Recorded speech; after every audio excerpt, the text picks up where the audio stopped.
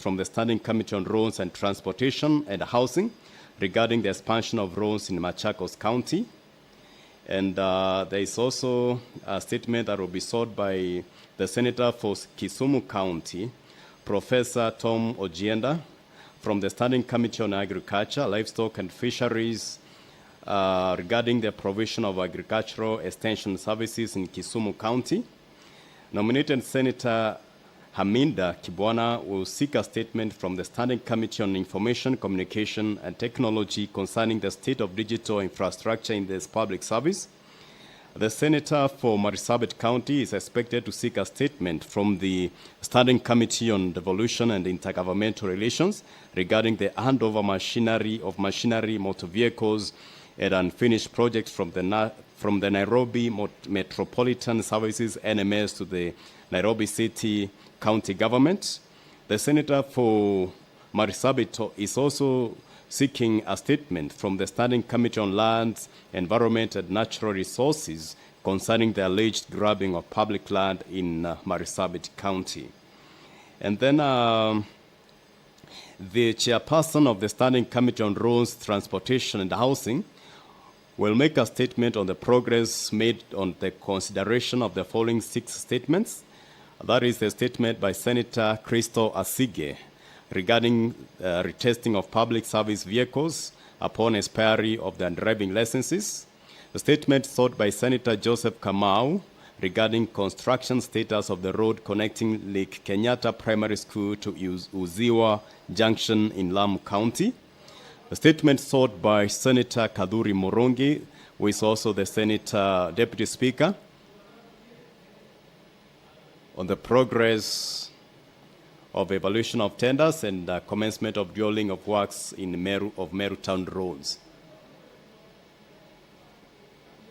The quorum bell has stopped ringing. The quorum has been achieved. We hand you over to the plenary. Order number 1, administration of oath. Order number 2, communication from the chair. Honorable Senators, kindly hasten to take your seats. I've got some communication to make.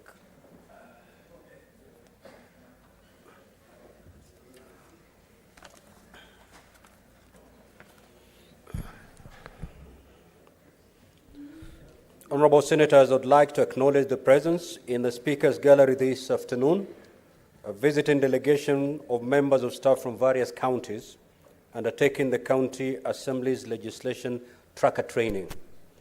Honorable Senators, the County Assembly's legislation tracker is a platform where information on legislation passed or being considered by the County Assemblies is uploaded. The platform will also provide a centralized online space where members of the public and relevant stakeholders may access bills, legislation being processed by specific county assemblies, and to promote openness, transparency, and public involvement in the legislative process as required under Article 196 of the Constitution. It is envisaged that the Senate will utilize the system in accessing first-hand and synthesized information on bills and acts passed by county assemblies in undertaking its oversight and legislative mandates. It is for this reason, Honorable Senators, that the Senate, with the support from the Westminster Foundation of Democracy, engaged a consultant to develop an online legislative database that will bridge that gap.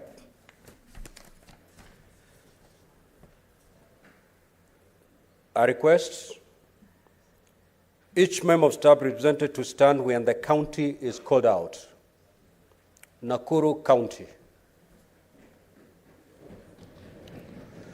Narok County, Kajiado County, Machakos County, Makueni County, Kiambu County, Kakamega County, Vihiga County, Bungoma County, Busia County, Siaya County, Kisumu County, Homa Bay County, Migori County, Kisii County, Nyamira County, Wajir County, Samburu County, Embu County, Kitui County, Mandera County, Isiolo County, and Kwale County. Honorable Senators, in our usual tradition of receiving and welcoming visitors to Parliament, I extend a warm welcome to them, and on behalf of the Senate, and on my own behalf, wish them a fruitful visit. Also, Honorable Senators, I would like to acknowledge the presence in the Speaker's Gallery this afternoon, students from Starehe Boys Center, who are undertaking a 3-week voluntary service scheme in the Senate. I request the students to stand when called out so that they may be acknowledged in the Senate tradition. Roy Victor Tanu, Yasir Adam, Hawkins Juma, Jared Osira, Moses Ekutan, Emmanuel Amhaya. Honorable Senators, in our usual tradition of receiving and welcoming visitors to Parliament, I extend a warm welcome to them, and on behalf of the Senate, on my own behalf, wish them a fruitful visit. I will allow the Senator for Nairobi under 1 minute to extend words of welcome to the delegation from Starehe Boys Center, and also call upon the Senator Boni, Senator for Kakamega, to also under 1 minute to extend words of welcome to welcome the delegation drawn from the various counties in that particular order.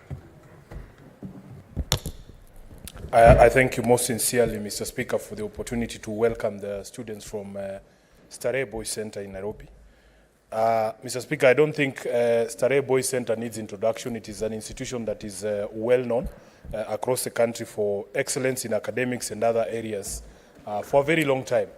And we're hoping that although the delegation is small, those who have gotten an opportunity to visit the Senate today will have an opportunity to interact with the Houses of Parliament, and just to encourage them to put all efforts in their studies and to ensure that they give it their very best. And really, if you are in Starehe, I think the path for you is laid out, because it's an institution that guarantees that in your formative years, you will have a solid base on which to build.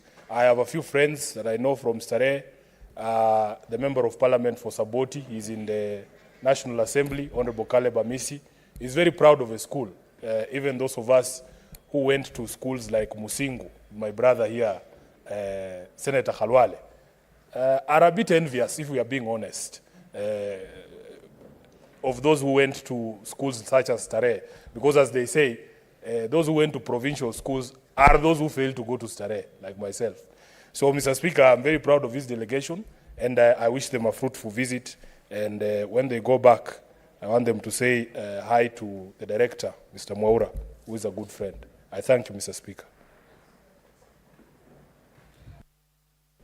Thank you, Mr. Speaker, for inviting me to welcome the members of staff from the 47 counties.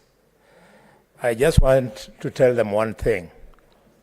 Internationally, what is now in vogue is something called open government. In fact, last month, I was in a global summit on open government. And this is based on the fact that leaders in parliaments of the world must never hide from the public what it is that they are doing. And for this to be done, we rely on members of staff. So I would like to encourage them that you do quality work in your offices, and more importantly, Mr. Speaker, they should go back home knowing that under the Constitution of Kenya, there is no information that is supposed to be shielded from the public. We have problems in various counties. Members of staff, you have seen what is happening in Kisii. Big problems. You have seen what is happening in Meru. Big problems.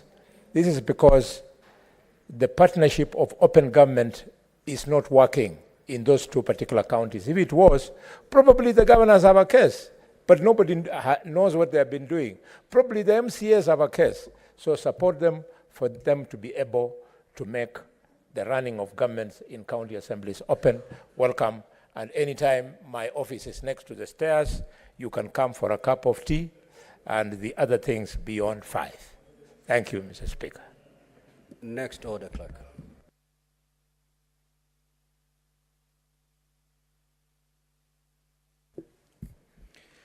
Order number 3, messages.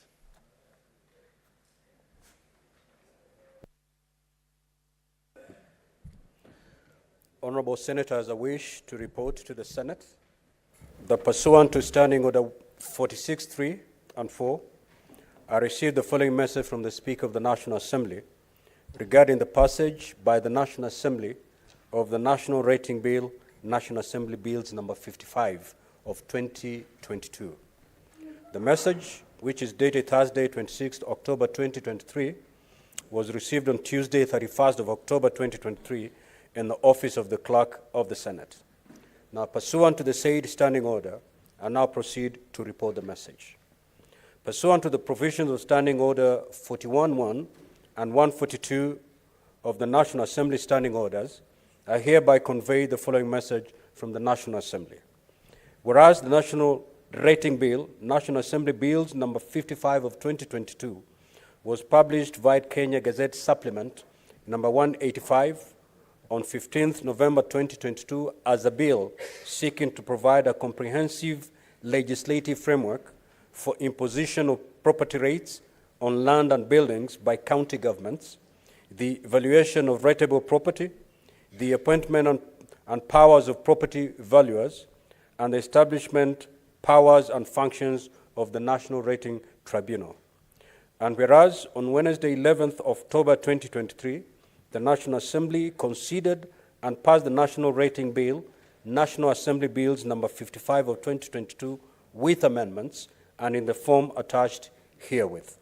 Now, therefore, in accordance with the provisions of Article 110(4) of the Constitution and Standing Orders 41.1 and 142 of the National Assembly Standing Orders, I hereby refer the bill to the Senate for consideration.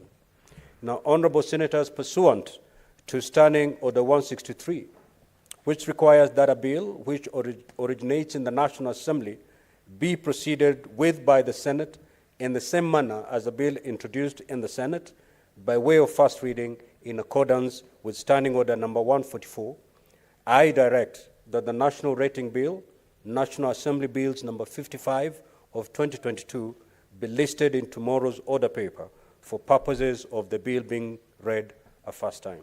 I thank you.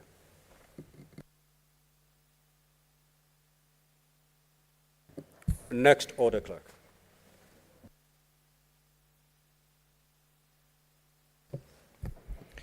Order number 4, petitions. Order number 5, papers. The Majority Leader.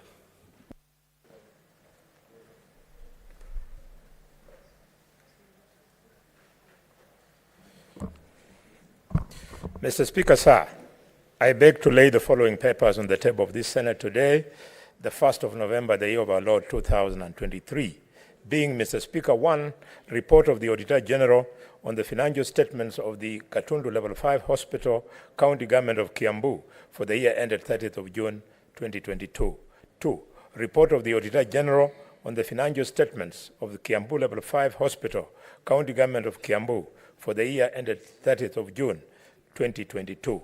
Report of the Auditor General on the financial statement of Lari Level 4 Hospital, County Government of Kiambu for the year ended 30th of June 2022.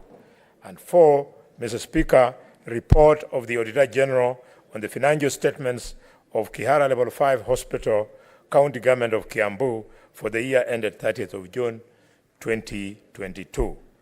Report of the Auditor General on the financial statements of Tigoni Level 4 Hospital, County Government of Kiambu for the year ended 30th of June 2022.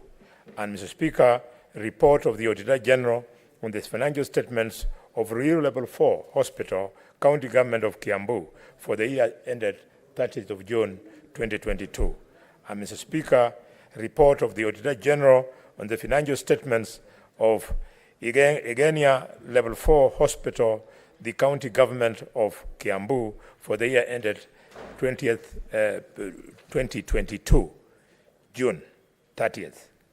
And report of the Auditor General on the financial statements of Kigumo Level 4 Hospital, County Government of Kiambu for the year ended 30th of June 2022, and report of the Auditor General on the financial statements of Naduna Level 4 Hospital, County Government of Kiambu for the year ended 30th of June.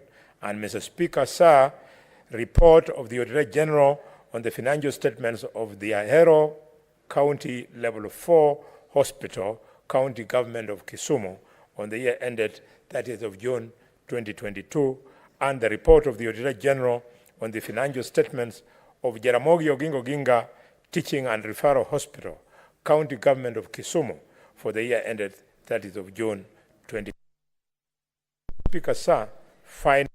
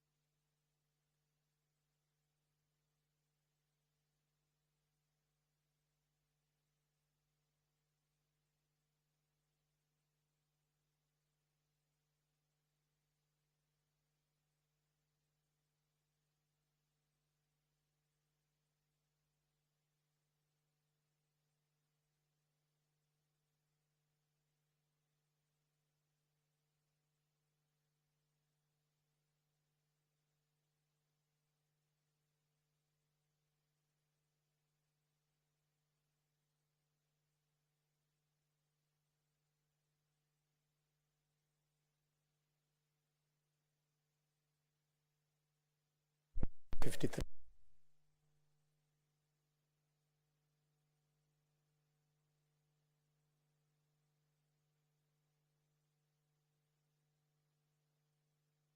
Kakamega staff.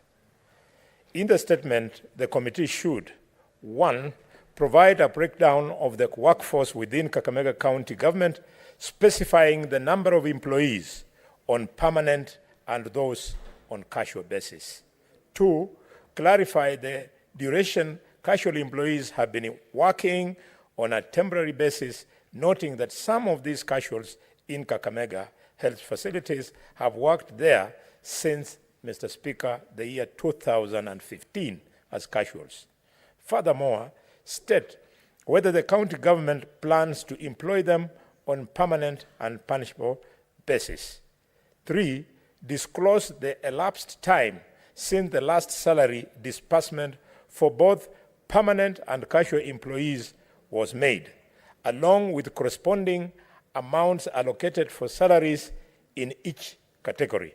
And finally, explain the reasons behind the delay in salary payments to the county government workers of Kakamega, considering, Mr. Speaker, sir, that there are no outstanding financial obligations from the national government in terms of shareable revenue, conditional and additional allocations that have been paid up to date to the government of Kakamega.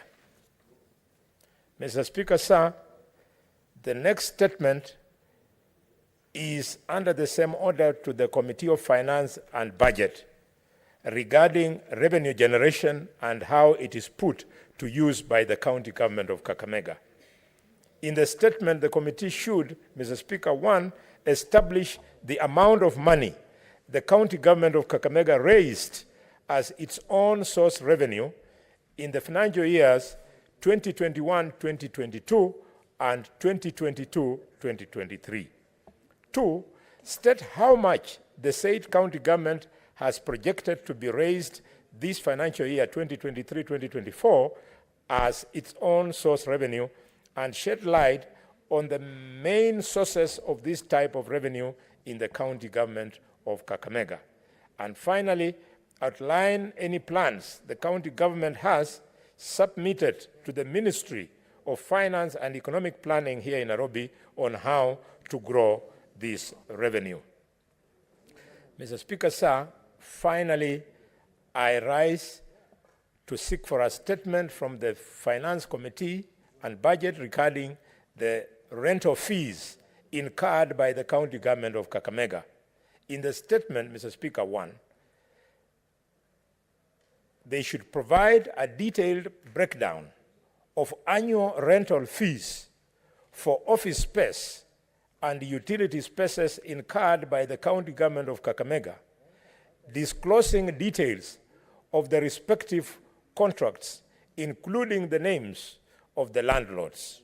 And 2, Mr. Speaker, outline measures that the county government of Kakamega has put in place to ensure that this is managed and so as to reduce the loss of funds through rental costs. I thank you, Mr. Speaker. Senator Kavindu.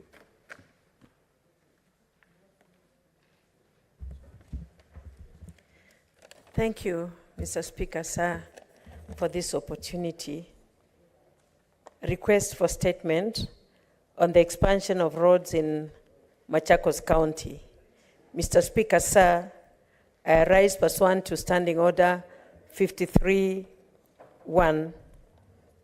to seek a statement from the Standing Committee of Roads, Transportation and Housing regarding the expansion of roads in Machakos County.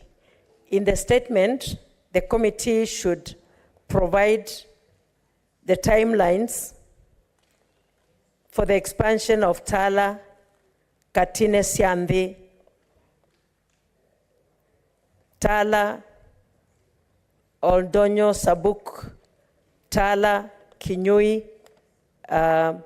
Miseleni, Kaba, Tala, Kamulu, Kangundo Mwala, Matu Ekalakala, and Ngonda Ndunduni Katulye roads, stating the anticipated commencement and completion dates, and state the costs of each of the projects and the contractors who have been awarded the tenders and to implement the projects. Senator Kavindu, MP, Senator Machakos County. Thank you, Mr. Speaker. Senator Eddie Okech.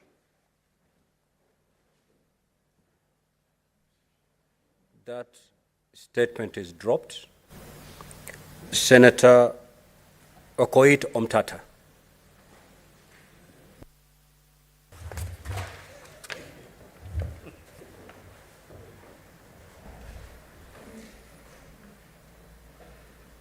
Senator, you have 3 statements. Yes. You can take them at a go. Most obliged. Mr. Speaker, sir, I rise pursuant to Standing Order 53-1 to seek a statement from the Standing Committee on Finance and Budget regarding bailouts and debt waivers by government to various entities, including parastatals and other sagas, cooperative societies, companies, and the like. In the statement, the committee should, 1, provide a comprehensive report on all debt waivers and bailouts by government to those entities since the coming into effect of the Constitution of Kenya 2010, explaining the criteria used and clarifying whether each debt waiver and bailout conformed to the principles of public finance as stipulated in Article 201 of the Constitution. 2, explain the collective impact of the debt waivers and bailouts on the public debt portfolio. 3, outline actions taken by the government to hold to account individuals responsible for the mismanagement of the affected entities and that necessitated the debt waivers and bailouts, stating whether they addressed the laws as envisioned by Article 226, Clause 5 of the Constitution. Explain the specific measures the government has put in place to promote good financial management practices within public entities and those other entities that were bailed out.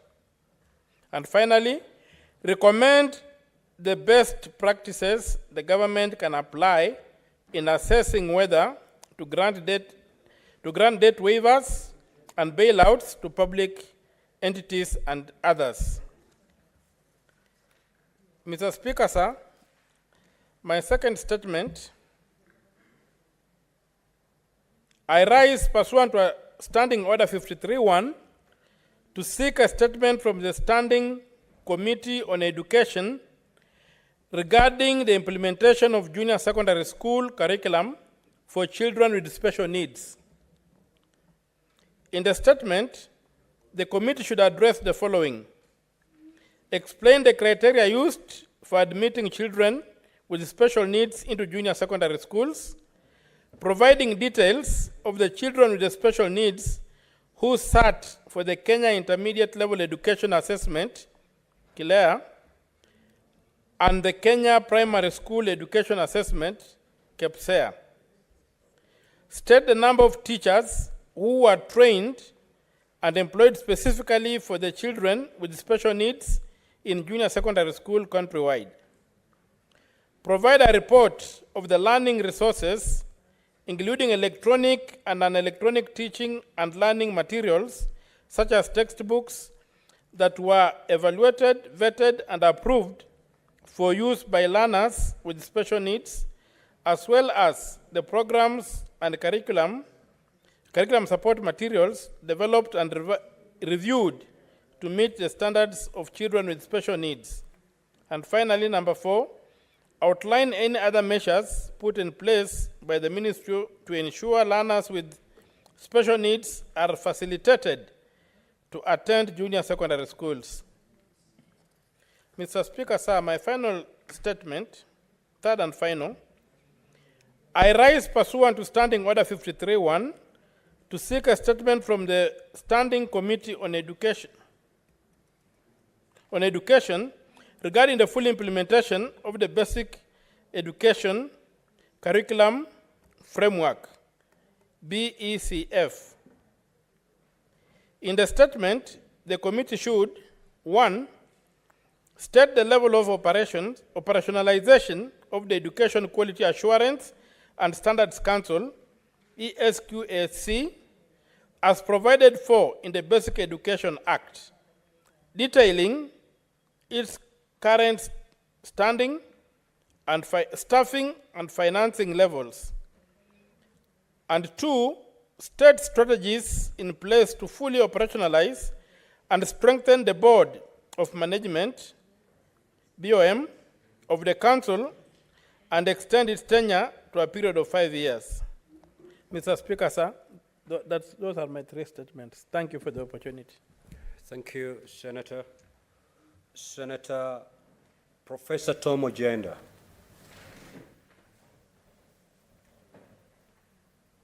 Those are 3 statements. Those statements are dropped. Senator Hamida Kibwana.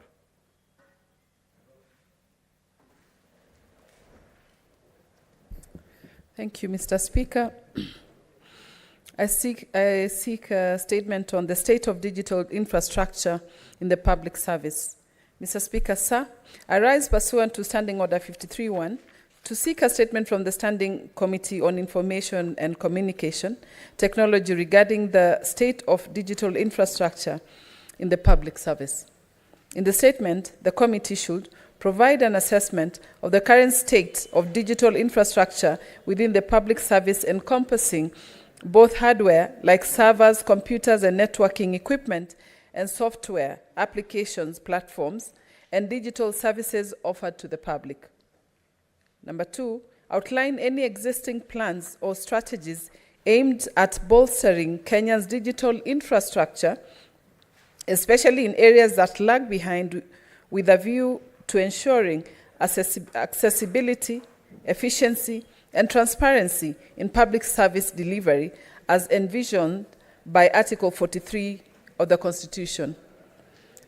Number 3, highlight any challenges faced in the digitalization of public services and the measures in place to address these hurdles.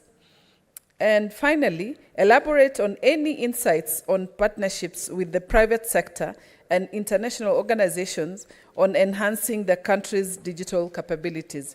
I thank you, Mr. Speaker. Senator Mohammed Chute. Senator Bass, you're holding brief for Senator Chute? Yes. Proceed. There are 3? There are 3 statements. There are 3, yes. Honorable Speaker, I rise pursuant to Standing Order 531 to seek a statement for the Standing Committee of Land, Environment and Natural Resources on the alleged grabbing of public land in Marsabit Town, Saku constituency, and the Hari Thuku forest in Marsabit. In the statement, the committee should provide the total acreage of public land in Marsabit, specifying the location and size of each parcel of land.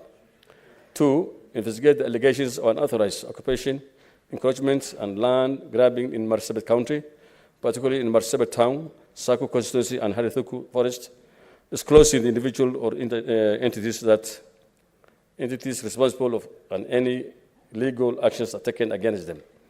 3, outline any long-term strategies and policies in place to safeguard public land from illegal encroachment and land grabbing. Honorable Speaker, I rise pursuant to Standing Order 53-1 to seek a statement for the Standing Committee on Road, Transport and Housing regarding the status of construction of Leisemes Sirma Road in Marsabit County.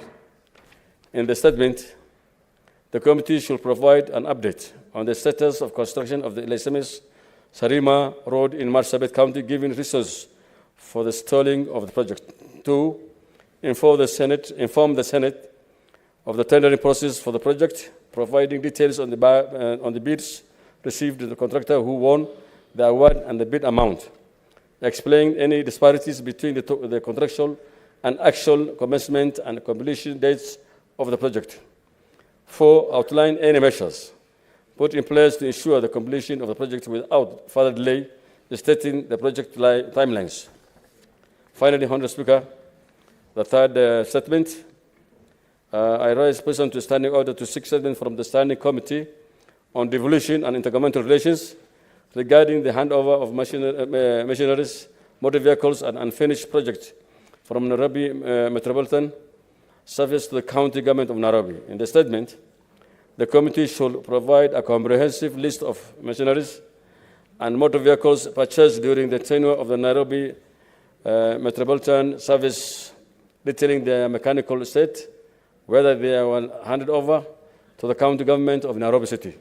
2, provide an update on the status of the completion of all unfinished projects initiated by NMS and handed over to the county, explaining any disparity between the contractual and actual commencement and completion dates. 3, outline any measures put in place to ensure the completion of the project without any delay, stating the project timelines. Thank you, Mr. Speaker. On behalf of the Senator of Marsabit, I beg to present. Thank you. Senator Maruma.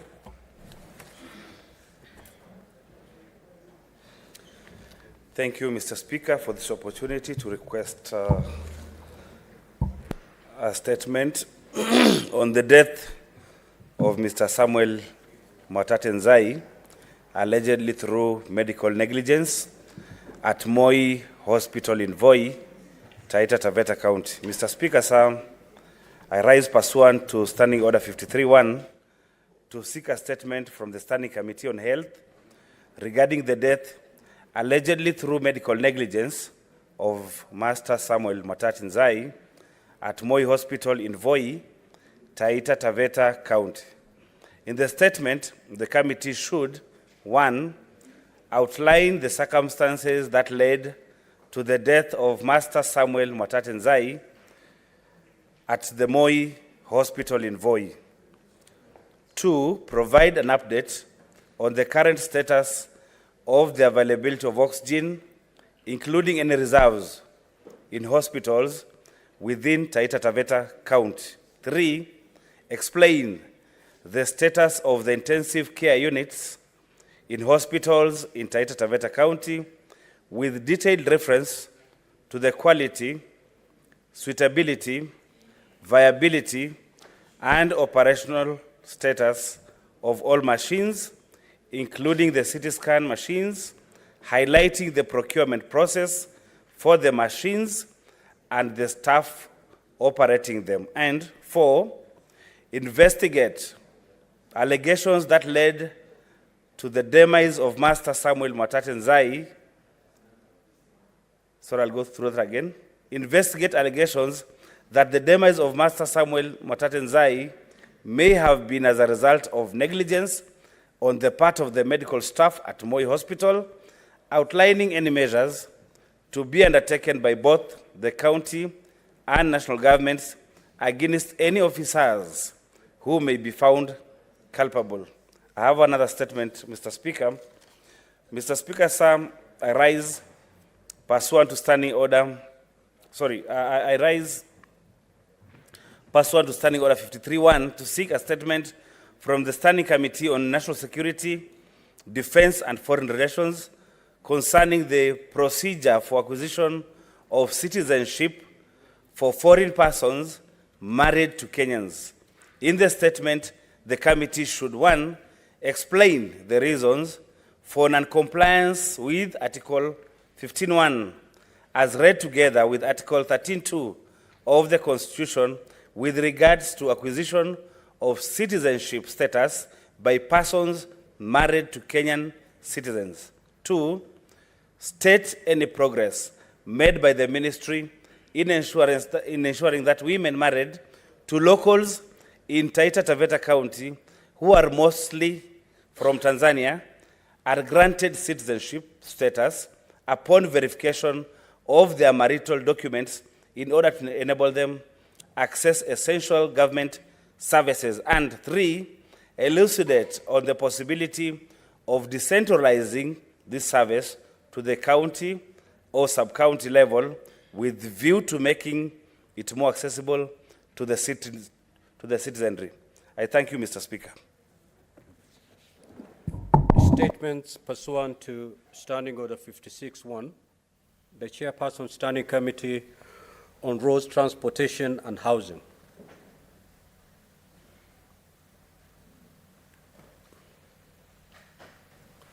Senator Faki, you're not in that committee? So that statement is deferred.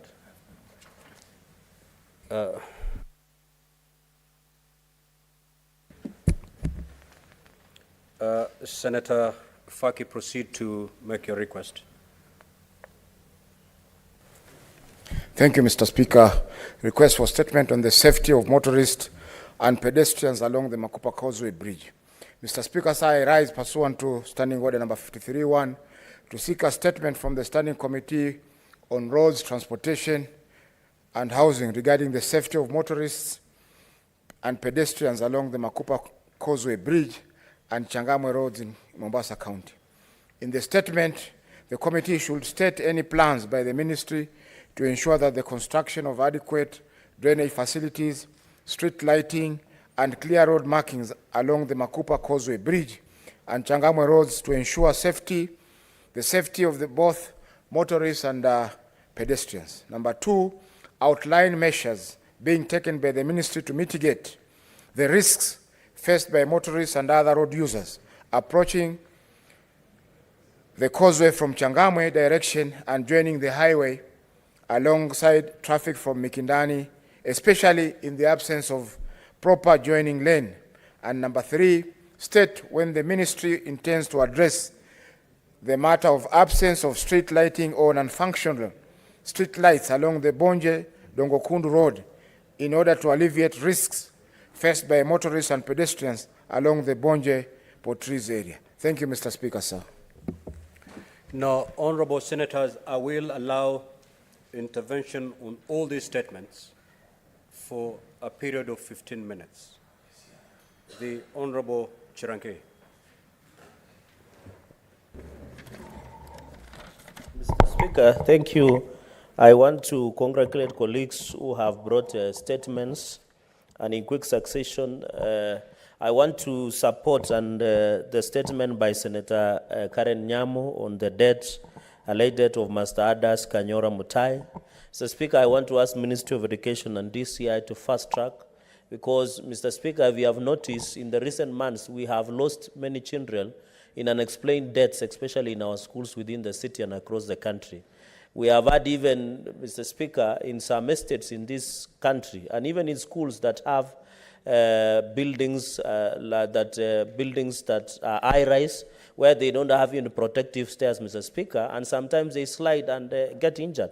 But on this, Mr. Speaker, the allegations we are hearing is that the teacher meted out corporal punishment and went ahead and pushed the young man into the swimming pool, and the parents and many people were not informed. Mr. Speaker, the head teacher has continued to shield the said teacher. We want to call the DCI, the Inspector General of Police and relevant agencies, Mr. Speaker, to move with speed. And finally, this school has been accused before of levying illegal fees and charges that is against the circular by Ministry of Education, and also bringing what we call religious discrimination, Mr. Speaker. We cannot allow the issue of religious discrimination in the schools have been dealt before by the courts of law. Mr. Speaker, I want to ask the PS in charge of education and the Ministry of Education to move with speed, Mr. Speaker, and ensure that this issue is resolved. Finally, Mr. Speaker, on the bailouts, I want to agree with Senator Okia Okoitio Mtata Andrew for bringing this issue of bailout, Mr. Speaker. The other day I was shocked by the CEO of KQ, Mr. Kilafuka, when he appeared before our counterpart, the junior or the lower house of National Assembly. He said by 2024, we would have bailed out 212 billion by KQ, Mr. Speaker. If it was a private sector CEO admitting that they need 212 billion, Mr. Speaker, out of loss, that is an adverse opinion by the Auditor General. That person should have been out of office, Mr. Speaker, and therefore I agree with them, because why would we bail out SACCAs and other institutions like KQ where they don't give even mshwari in their air tickets, or even give complimentary tickets, Mr. Speaker, and they have one of the expensive air tickets to travel across the country, Mr. Speaker. So I think, Mr. Speaker, we must be deliberate. Let the Kenyan money be used for the benefit of Kenyans, Mr. Speaker. We don't need to bail out any institution. If that institution is underperforming, let it be, Mr. Speaker, let it allow to go under, and maybe to be given other options, Mr. Speaker. But what is happening in KQ is very unfortunate, Mr. Speaker, but we must bring changes. I remember there was an aviation bill, Mr. Speaker, in the last session. We must look at possibility of nationalizing Kenya Airways or KQ to ensure we turn it around to profitability and be able to fight state capture among public institutions. So I want to thank Senator Okia Omtata, Mr. Speaker, and commend all colleagues that have contributed today, Mr. Speaker, and say I support all the statements. I thank you. Senator Manzo. Thank you, Mr. Speaker, for giving me an opportunity to comment on these statements. I want to concentrate on the one of Senator Amida, and I think it's carefully thought. Recently, Mr. Speaker, the minister in charge of ICT has gone around the counties, launching spots where young people could access ICT. Unfortunately, for the ones in Kitui, Makueni, and Machakos, as soon as he left, or a day or two, then the same will go off. And you were wondering what was the best practices not employed into this. Mr. Speaker, in the modern day technology and the expectation of the young people, we want to have ICT which is working in the country, and the network which is available so that people can access the internet, they can Google, they can get information, they can apply for jobs. But Mr. Speaker, when a whole minister, our cabinet secretary, and the ministry, and all the technocrats goes and does this all over Kenya, and then within a few days it has hitches, Mr. Speaker, something has to be done so that the promise becomes true, and the young people have a lot of expectation from the government on this, so that the internet has made the world a global village. Otherwise, Mr. Speaker, I beg to support, and also support all the statements, and thank the members who have taken their time and effort to develop these statements. I thank you, Mr. Speaker.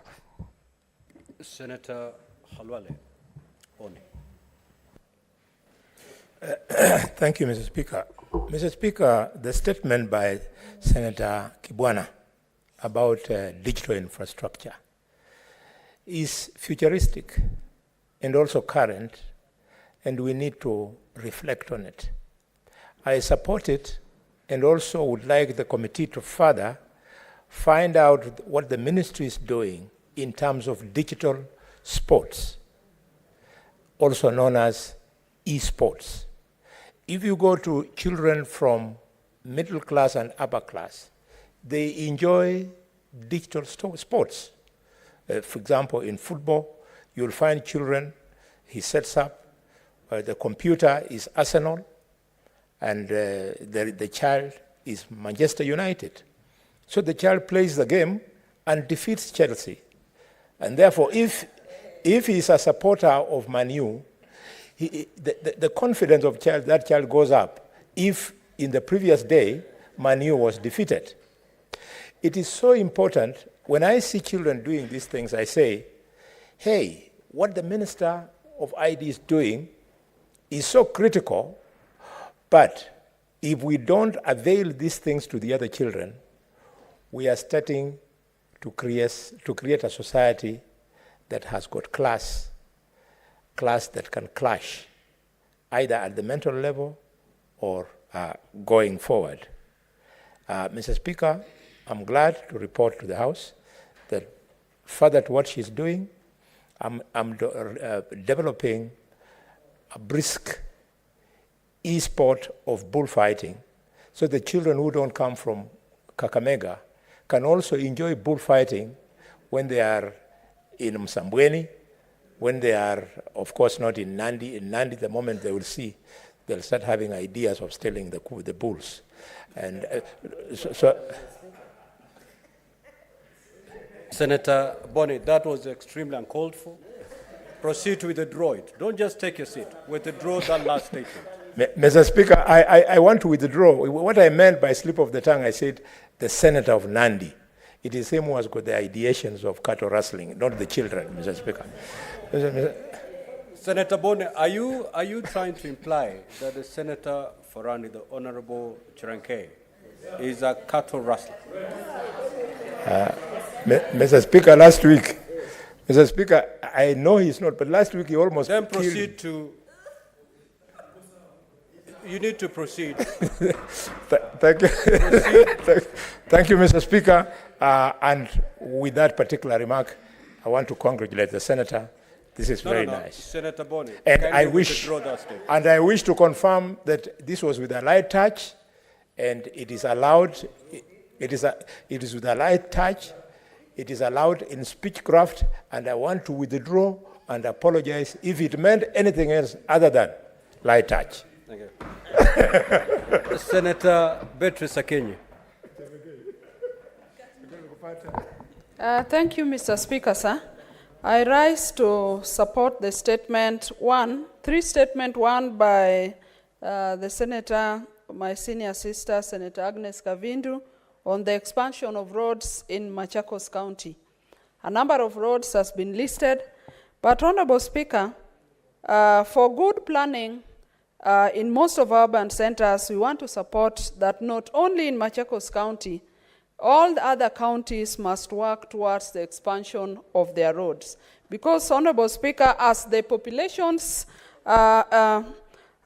expand and increase, there's need for more of access roads in the counties and in all the urban centers. So, Mr. Speaker, I want to support that statement. And secondly, Mr. Speaker, I want to support the statement by Senator Boni Alwale regarding revenue generation and usage by Kakamega County. And Honorable Speaker, it is not only limited to Kakamega County, but there must be intense attention that is given to revenue generation, because as the counties grow, Honorable Speaker, we need more of the services that the citizens require, and this can only be possible if revenue is generated, and after the generation, Honorable Speaker, that revenue must be used according to plan and efficiently and effectively. And Honorable Speaker, I want to lastly support the statement by Senator Omtata on the implementation of the junior secondary school curriculum, especially for children with special needs. But Honorable Speaker, this must be expanded to include all students that we have across the country in all our schools. Honorable Speaker, it is not worth noticing that junior secondary school has had a number of challenges in most of our schools. Mr. Speaker, sir, in a school that is close by in my ward, we have a class of GSS that has over 70 students, but Honorable Speaker, throughout the year, they have only had 2 teachers, one that teaches mathematics and another that teaches music. So it means, Honorable Speaker, that these students have gone throughout the year without attention in most of the other subjects. Honorable Speaker, we all know that at the secondary level, the training of teachers is designed in a way that teachers are prepared and trained to handle 2 subjects. So it means if the students have 14 subjects and there are only 2 teachers, then Honorable Speaker, it means that the students have gone throughout the year without attention of over 8 subjects. So there must be a relook into teacher preparations and teacher posting effectively and efficiently, and the infrastructure that is needed. Honorable Speaker, I support. Senator Mutinda, Tabitha.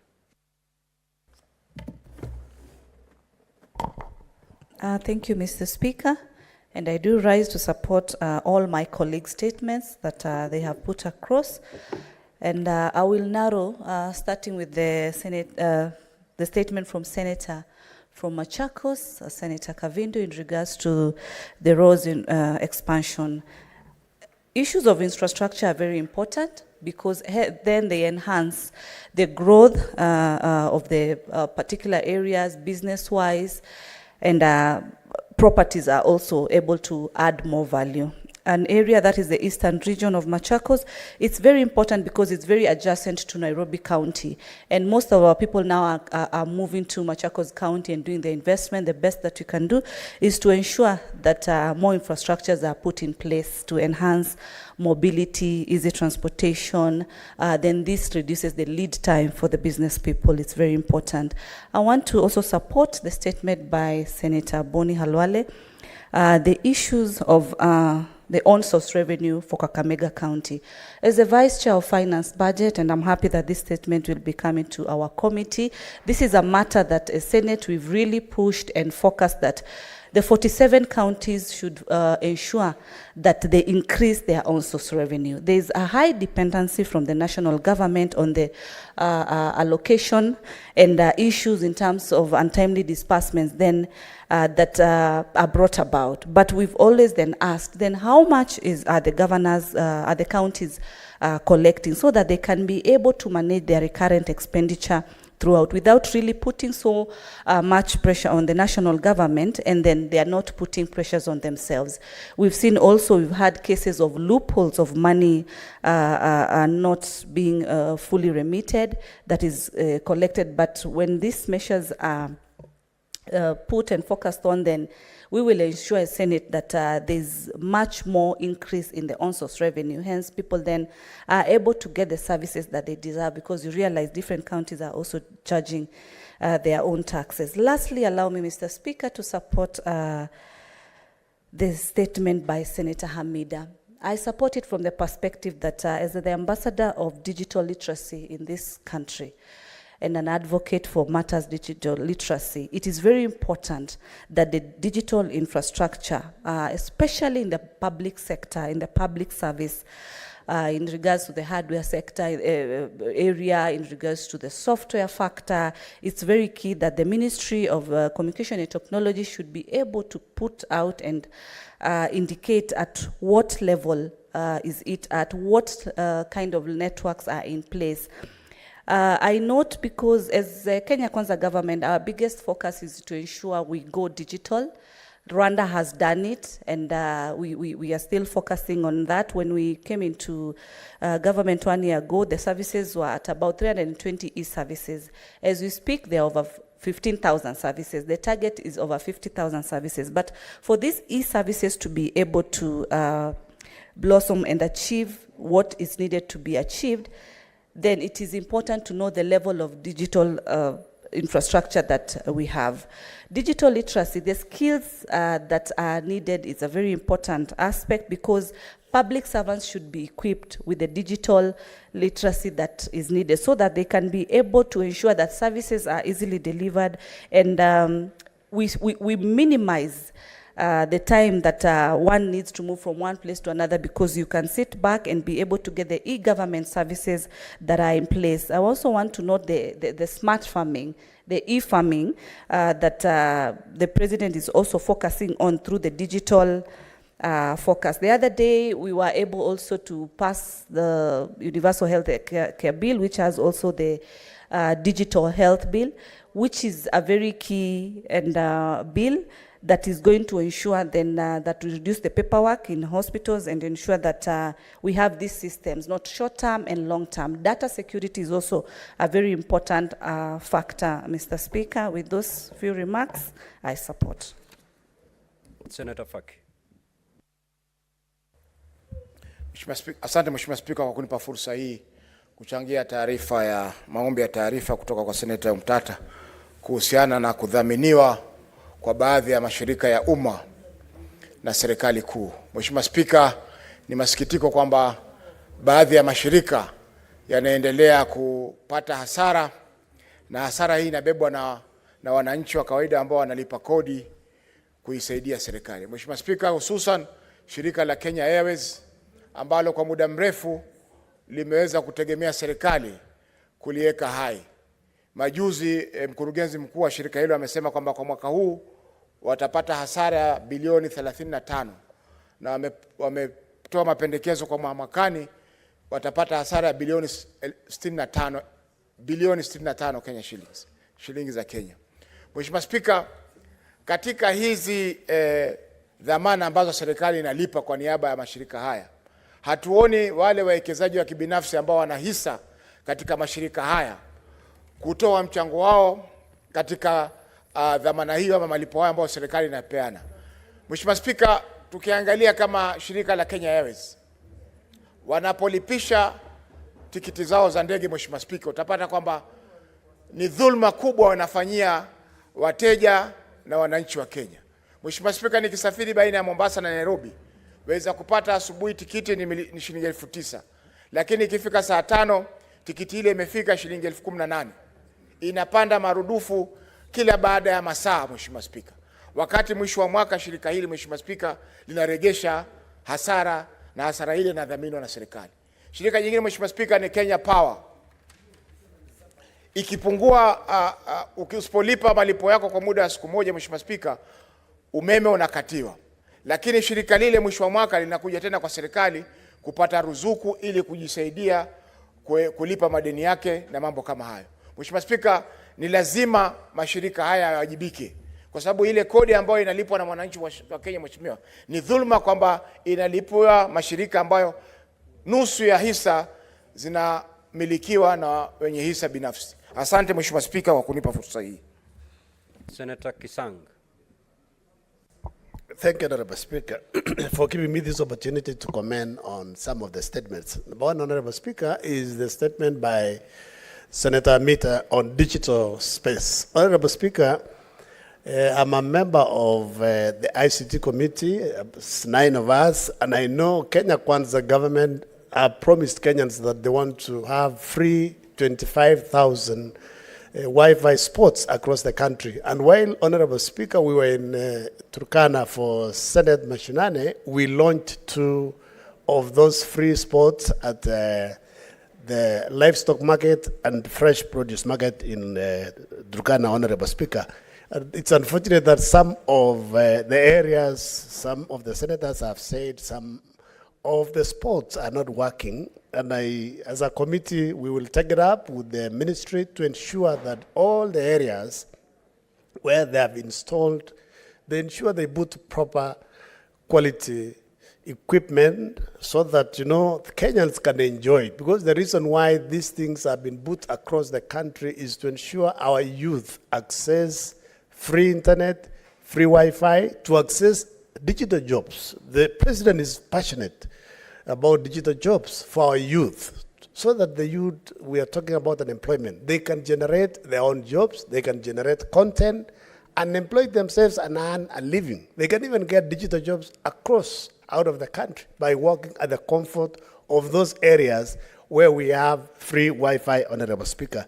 Honorable Speaker, on the statement by Honorable Mtata on grants and payouts, I know for long the country has given out grants maybe to sugar industry, dairy, and agriculture, and even KQ. KQ is notorious. We pump in close to 20 billion every year, and this KQ looks like it's not going to survive. I think the best thing to do is for the government to take KQ over, put in money through the exchequer, and run properly, like the way the Ethiopian airline is doing very well.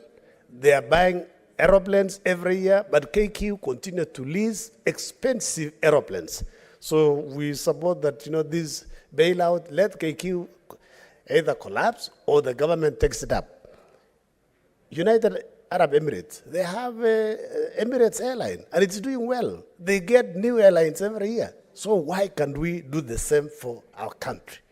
I know some of us in the past, we bought shares when they floated shares for KQ, but it looks like the people who have been put there, the issue is just to eat.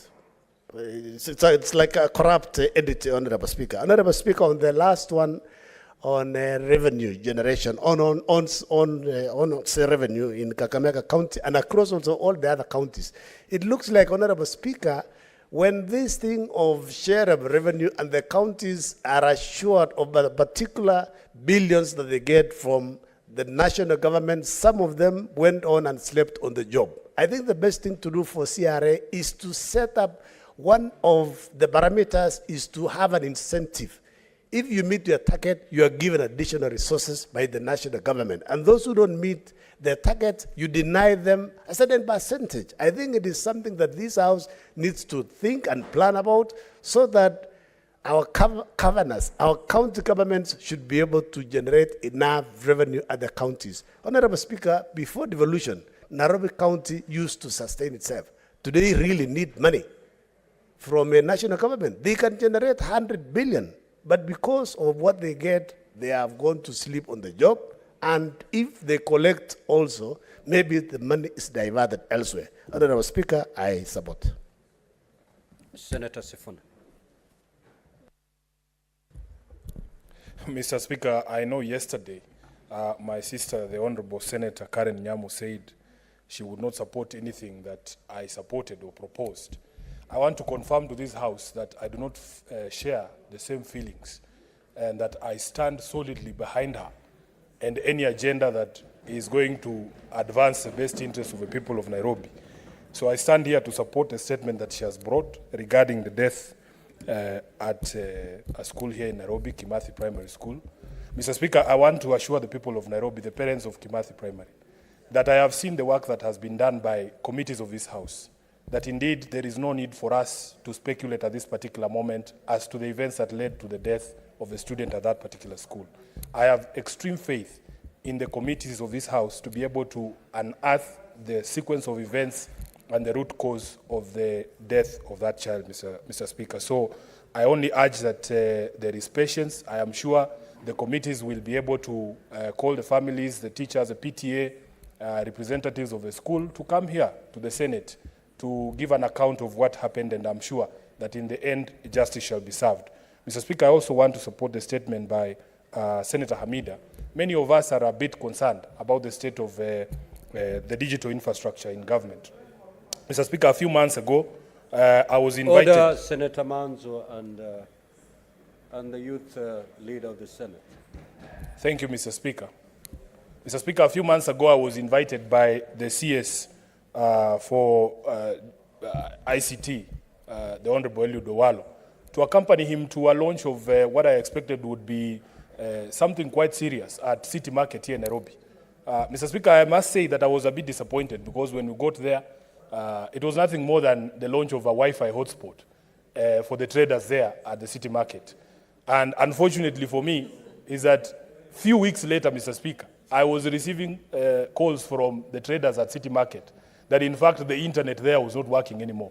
And this is the story of many of these public Wi-Fi hotspots that we have seen the ICT minister launching. So I would be expecting the committee to summon the cabinet secretary and tell us really if this is just a charade or if indeed the government is serious about providing internet for hustlers in markets such as City Market. I thank you, Mr. Speaker. Senator Veronica.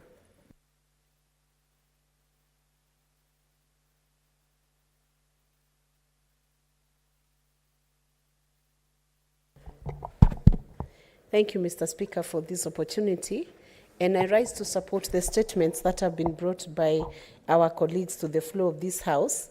And Mr. Speaker, I'm specifically looking at the statement on the state of digital infrastructure in the public service.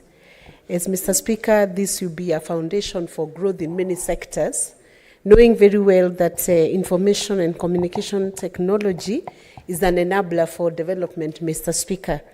one of the key covenants and the promises that the Kenya Kwanza government has given to the public in Kenya is that this government is the one government that will go on record as having offered a digital superhighway to the citizens of Kenya, Mr. Speaker, because the future is in digital, the future is in the ICT advancement, Mr. Speaker. And for us to be able to achieve even the smart cities, we must have this infrastructure in place. So this is a good starting point from Senate. This statement going to the relevant committee then gives an opportunity to the committee to be able to receive an audit of the infrastructure that has been laid out to serve the public, Mr. Speaker. I see, Mr. Speaker, this kind of audit and review of the infrastructure being offered in the ICT sector to the public being a good thing, because it will give an opportunity, Mr. Speaker, for smart cities to be established in Kenya, and beyond the smart cities, for efficient service to be given by government, Mr. Speaker. And when we are talking about efficient service, Mr. Speaker, I'm looking at the digitalization of public services, Mr. Speaker. One of the ways to eliminate corruption completely from public offices is to ensure any service that can be given online should be offered to the public online without an interface of the human aspect, so that some of the issues that Kenyans have been complaining about can be eliminated through the use of technology, Mr. Speaker. Records can be preserved for years without having to deal with the manual records, and there are many, many benefits, Mr. Speaker. The Senator for Nairobi has walked out, and it is good he experienced the offering of services, smart digital services to a market in Nairobi City Market. It's unfortunate that traders called saying that the Wi-Fi was not working, or there was no, I don't know whether it was data which was not available. But as a leader, a good leader, he could have offered a solution. If the problem was data, he could have boosted government efforts, Mr. Speaker, from the opposition to ensure that since the infrastructure was offered, he could do the little that he could to give the data to those traders who voted him into office, Mr. Speaker. I've also seen the statement by the senator, the good senator from Kakamega County, about their own source revenue. Mr. Speaker, if the counties were to take such statements seriously, Mr. Speaker, we would find counties are now able to generate their own income. We have had an over-concentration by the counties of where they want to just expend money and from other sources, and especially from national government, Mr. Speaker.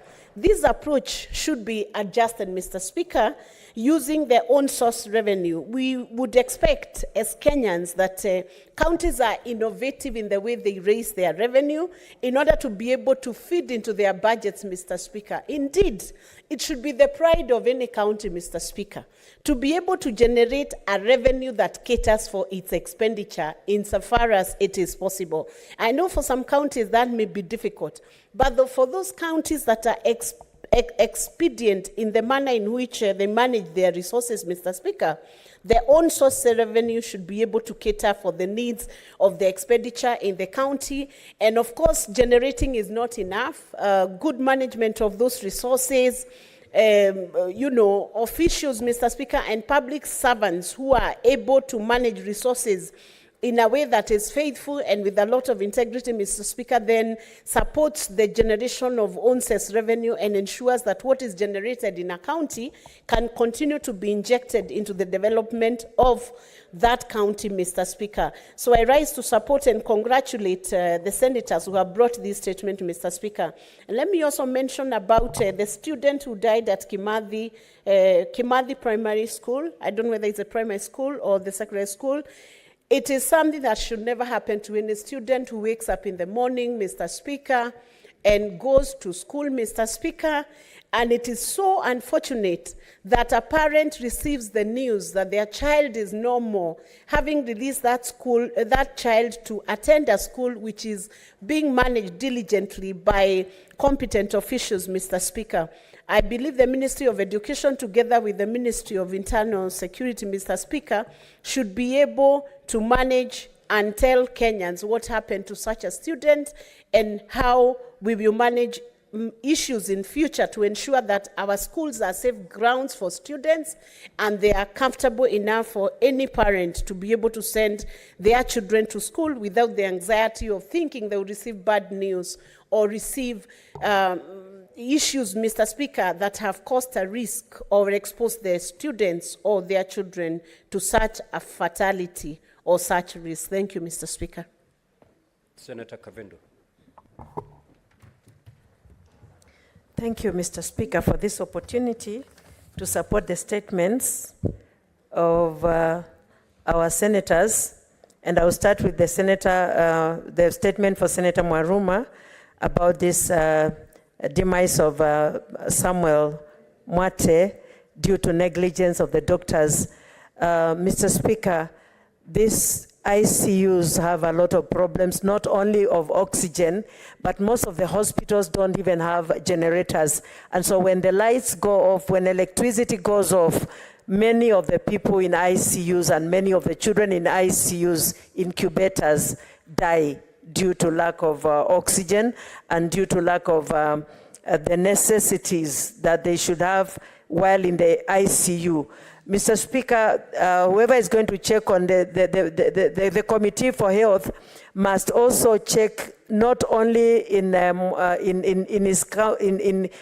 Taveta County, but in all counties, because most of the hospitals don't have proper ICUs and don't have generators to sustain lives after electricity is gone. So, Mr. Speaker, I support this.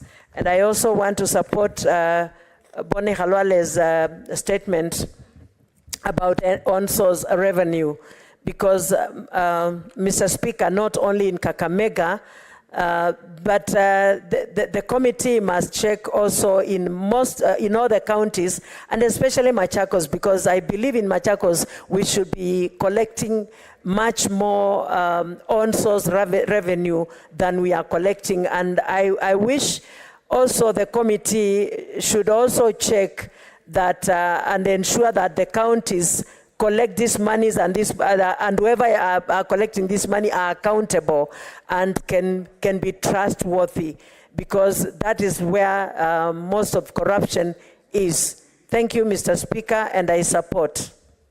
Senator Roba.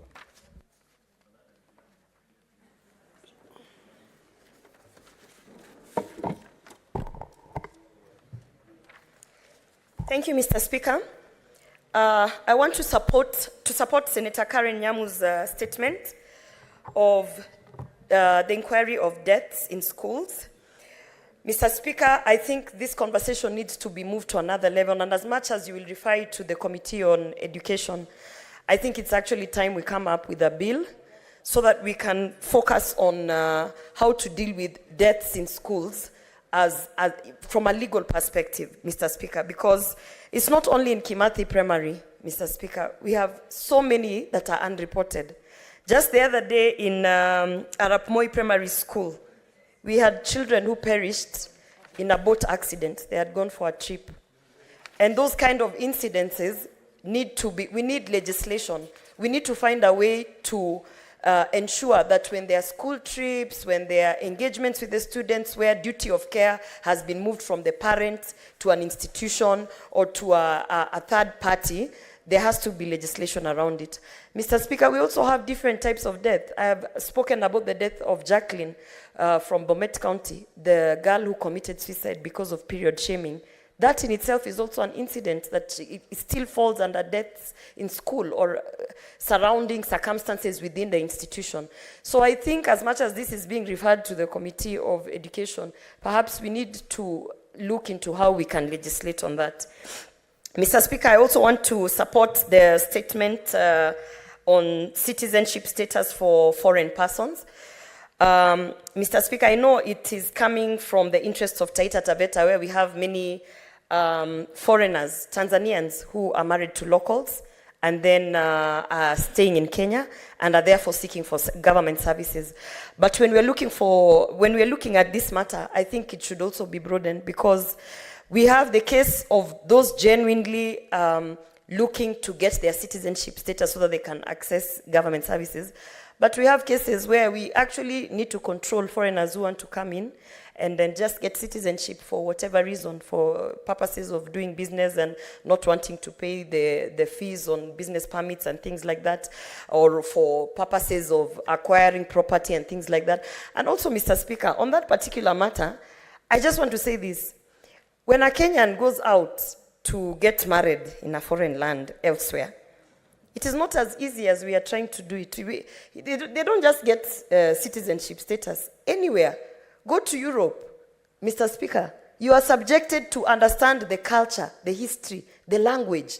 They have even created jobs in terms of teachers, because as a foreigner, you have to go sit for classes, learn the language. And once they really, truly believe that indeed you have the best interest of that country at heart, is when you are granted some form of paperwork, residency or citizenship. So as much as we are also trying to make it easy for these foreigners to get government services, we should also ask ourselves, how are we preserving, for instance, our language? Mr. Speaker, this is probably why the Swahili language is actually just disappearing, because we have foreigners coming in. They don't want to learn the language. They don't want to learn about our history. They don't want to learn about our culture. This is why we have a lot of issues in terms of our culture and our beliefs and principles being corroded, because we are simply just handing out documents without really interrogating what the end game should be. So, Mr. Speaker, as that particular statement is being looked at, I am going to kindly ask the Senator to just peruse through a bill that I'm fronting in this House, Swahili. It's a language bill, Swahili for immigrants, because in that bill is also so many answers that we need to address in terms of the preservation of our culture and the preservation of our beliefs and our the history, for people to also understand and want to be Kenyan, so that we are not dishing out these documents just to the highest bidder. Thank you, Mr. Speaker. Senator Mariam.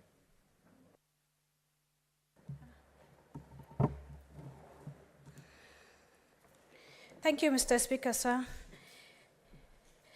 Mr. Speaker, I support a statement of revenue collection, on revenue collection. Mr. Speaker, in our country, 47 counties, most of owned revenue is leakage. There is leakage a lot because of no system. They have to improve on their collection through automated systems. Mr. Speaker, the other one is about road system. Roads, in fact, if I talk of northern Kenya, when they should be the ones actually being paid rents, I think that is something which needs to be investigated and known for how long those leases are and when they will return back. Mr. Speaker, also the own source revenue. Own source revenue is are some of those revenues which are totally misused by the counties, and the accountability for these funds, Mr. Speaker, is very, very wanting, and they need to be streamlined, and we need to be very clear as a Senate how these own source revenues are collected, particularly those which are being collected from market centers, Mr. Speaker. They are not properly utilized, and there are people who become rich in the villages using that money. But it is not only people who become rich in the villages, but it is also the county governments themselves who misuse this own source. So the statement sought by Honorable Halwale is quite timely. Mr. Speaker, the land grabbing by Senator Chute. Land grabbing is a big disease in our country, Mr. Speaker. Land grabbing, you saw, Mr. Speaker, recently in Mavoko, where very, very magnificent buildings, where people have even gone to seek loans from banks, and their properties were going into the air. They were being blown and destroyed completely. Some of them had their life savings being destroyed. And this disease called grabiosis, or land grabbing in Kenya, must be dealt with once and for all. Because, Mr. Speaker, there are few very, very smart land grabbers who even go to the extent of acquiring title deeds for those grabbed lands, and the unsuspecting Kenyans buy them, and once they buy them, then later, when investigations are done and people go to court, those titles are nullified, and these Kenyans suffer very, their life savings, and sometimes even die out of shock from destruction of their properties. So, Mr. Speaker, I would like to support those statements, and I thank you for the opportunity. Senator Osotsi. Thank you, Mr. Speaker, for this opportunity to comment on the statements made by colleagues. I would like to comment on the statement made by the Senator of Kakamega, Senator Boni Khalwale, regarding revenue generation and usage.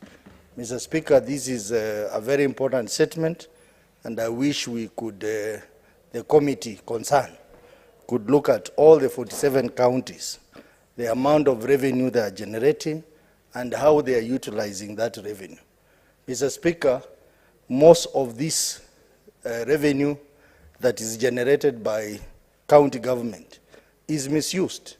In fact, in most cases, this money is spent at source, which is against the law.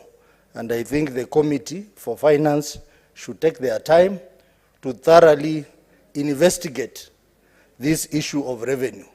Because, Mr. Speaker, it beats logic that the old local authorities used to generate more money than our current government, county governments that we have. And yet the county governments are more capacitated, they are more resourced than the old local authorities that we used to have. So something is not right somewhere. And this House has a responsibility to find out where the problem is. I also wish to comment on the statement by Senator Omtata regarding the issue of debt waivers and bailout. Mr. Speaker, in the recent days, we have had the government bailing out some of the inefficient parastatals, especially in the sugar industry and many other sectors. I think we need to know the policy around this bailout and debt waivers so that we do not finance inefficiency. We do not finance corruption through debt waivers and bailout. There must be some very, very consistent policy on how this will be done. And if bailout are, if the failure of these institutions to perform efficiently and deliver services to Kenyans is a result of corruption, I think before we bail out this institution, the people who have been involved in misappropriating public money and resources must be accountable before the bailout is carried out. Mr. Speaker, I also wish to make comments on the statement by Senator Amida on the status of the ICT digital infrastructure in the country. Mr. Speaker, this is very important. We have heard in the recent past about the changes at Telecom. Telecom, Mr. Speaker, Telecom Kenya is a key institution as far as ICT infrastructure in this country is concerned. And when we see what is happening there, it doesn't give us confidence that indeed this country is going to go into the digital superhighway. because, Mr. Speaker, the past regime sold Kenya, Telecom Kenya to a foreign company, and the current regime has basically done the same. And this exposes the country very badly because if the key infrastructure of the government, the ICT infrastructure of the government rides on the telecom network. And if we have this kind of scenario... Senator Sotsi, Senator Faki would wish to inform you. Very well, Senator Faki can inform me. Thank you, Mr. Speaker. I want to inform my colleague, Senator Ososi, that Telecom Kenya was previously sold to foreigners. And the former regime, the former government, bought it back from the foreigners who had acquired it. And then the current government now is trying to sell it to another foreign company. Thank you, Mr. Speaker. Senator Osotsi. Okay. Thank you, Mr. Speaker. The point I wanted to say... What is your point of order, Senator Sharanke? Standing order number 105, Mr. Speaker, gives our responses of facts. Is it in order for Senator Otsotsi and Senator Faki to mislead the House that the current government is trying to sell telecom, yet it is the previous government that was selling it to Ilios, and it is the current government that is trying to reverse, because the information we have is that Kenyans were losing the money. Is it in order to mislead the country, Mr. Speaker, sir? Yes, Senator Osotsi, could you proceed to substantiate that particular allegation, naming the companies involved? Senator Faki was informing Senator Osotsi, yes. And Senator Osotsi, proceed to just go by your earlier statement.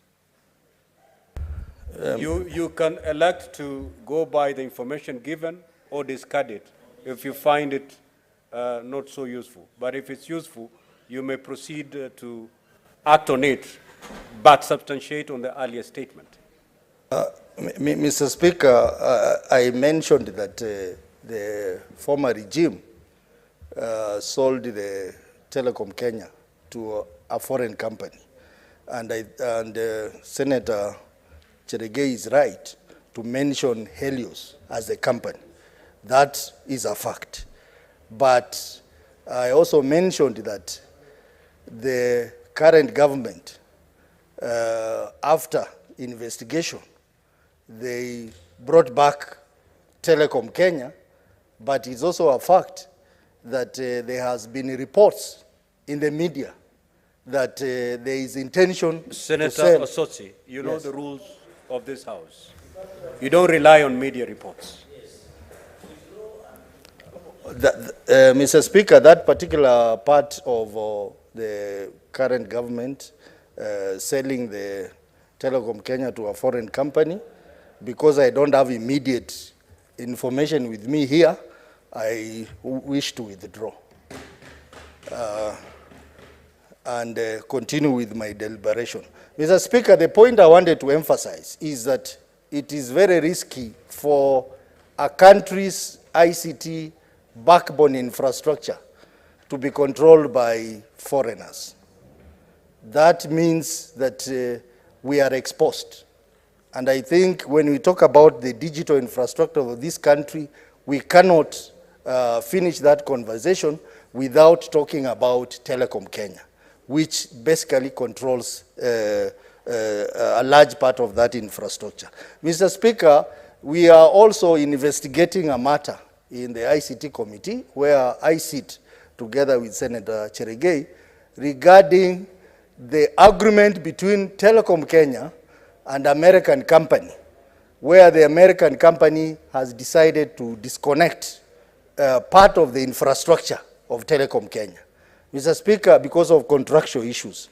Mr. Speaker, this is a very serious issue, and I wish that the Committee of ICT where I sit will exhaust this matter by not just looking at the infrastructure, on the face of it, but also going into deeper details about the arrangement between Telecom Kenya and this American company, the arrangement between Telecom Kenya and any other foreigners who would wish to invest in this. And as they do that, Mr. Speaker, there is also the matter of data storage. We also need to know, how are we storing our data? Is there any foreign institutions involved in the matter of data storage? Because then, Mr. Speaker, our data will be exposed. Because in this era where we want even to have digital IDs, Mr. Speaker, we would like to ensure that the data that we keep is safely kept, the data that we keep is within the law, in line with the data protection laws, regulation, and principles. Because we cannot ask our people to provide their personal data and then we hand that data to foreigners. That would be a big mistake as a country. So the ICT committee, you need to take this matter seriously and maybe make it an inquiry into the status of digital technology in this country. Mr. Speaker, I submit. Honorable Senators, at this juncture, allow me, for the convenience of the House, to rearrange the sequence of today's order paper and move to deal with Order 16 and 17, and thereafter we shall resume the normal flow as per the order paper. Clerk, kindly proceed to call that order. Order number 16, the Care and Protection of Child Parents Bill, Senate Bills number 29 of 2023. Second reading. Now, when debate was interrupted on Thursday, 19th of October 2023, the Honorable Senator Boni Halwale was on his feet and he had a balance of 7 minutes. So, Senator Boni, you can take it from there. Thank you. Mr. Speaker, before the House adjourned prematurely, it was because I was critiquing this bill because of its content. And people got unhappy, and they rudely stopped me. I begged them not to stop me again. Members, this is a very important bill because the population of Kenya is young. The number of young parents can only increase. The number of child parents runs the risk of also increasing. So such a law, we should make it watertight. We should critique it. Look, Mr. Speaker, if you look at the provision of starting from Article 21, not article, but clause 21, where the bill establishes care centers, then it goes further, Mr. Speaker, sir, and it establishes the terms and conditions and the legislative requirements for what should be taking place within the care centers. And finally, Mr. Speaker, it goes on and speaks to inspection and evaluation of safety in care centers. This should not be part of the bill. We should delete the entirety, 21, 22, 23, all the way. Reason? It is because, Mr. Speaker, whoever was drafting this bill forgot two primary issues. The first one is that today we have the Children's Act of 2022. These provisions that I've said they should be knocked out contravene the provisions of the Children's Act 2022. And secondly, the Republic of Kenya is a signatory to the United Nations Convention and protocols to the rights of children. These particular pacts that I'm saying we delete are in contravention with that. Why? Mr. Speaker, because it has now been established socially and scientifically that the best place for a child to grow from, especially when they are under 5 years, is in the family unit or within their community. Anywhere else exposes the child to the problems which you know exist in the child care centers. That is where you find little children are being abused sexually. In the child care centers is where you find, Mr. Speaker, the problem of child trafficking. It is therefore also the policy of the Kenya Kwanza government that within the next 10 years, in compliance with the Children's Act 2022, all child care centers and orphanages will be closed down. Mr. Speaker, my next comment in critiquing this bill is if you go, Mr. Speaker, to clause 10. Clause 10 tells us in 10.3 that the principal of a school shall not inform a parent or guardian if the child is pregnant. Now, Mr. Speaker, if you stop the principal of the school from appealing to parents about the status of their child, where do you want the headmistress to take the pregnant child? If not to the parents, the best person to receive that child who is pregnant is not the principal of the school. It is the parents. Then the parents will know how to deal with the problem that they have. Now, when this bill proposes, Mr. Speaker, that pregnant children should remain in school, are you telling me that our teachers are trained to be, beyond teachers, they are also trained to be nurses, to provide antenatal care? Mr. Speaker?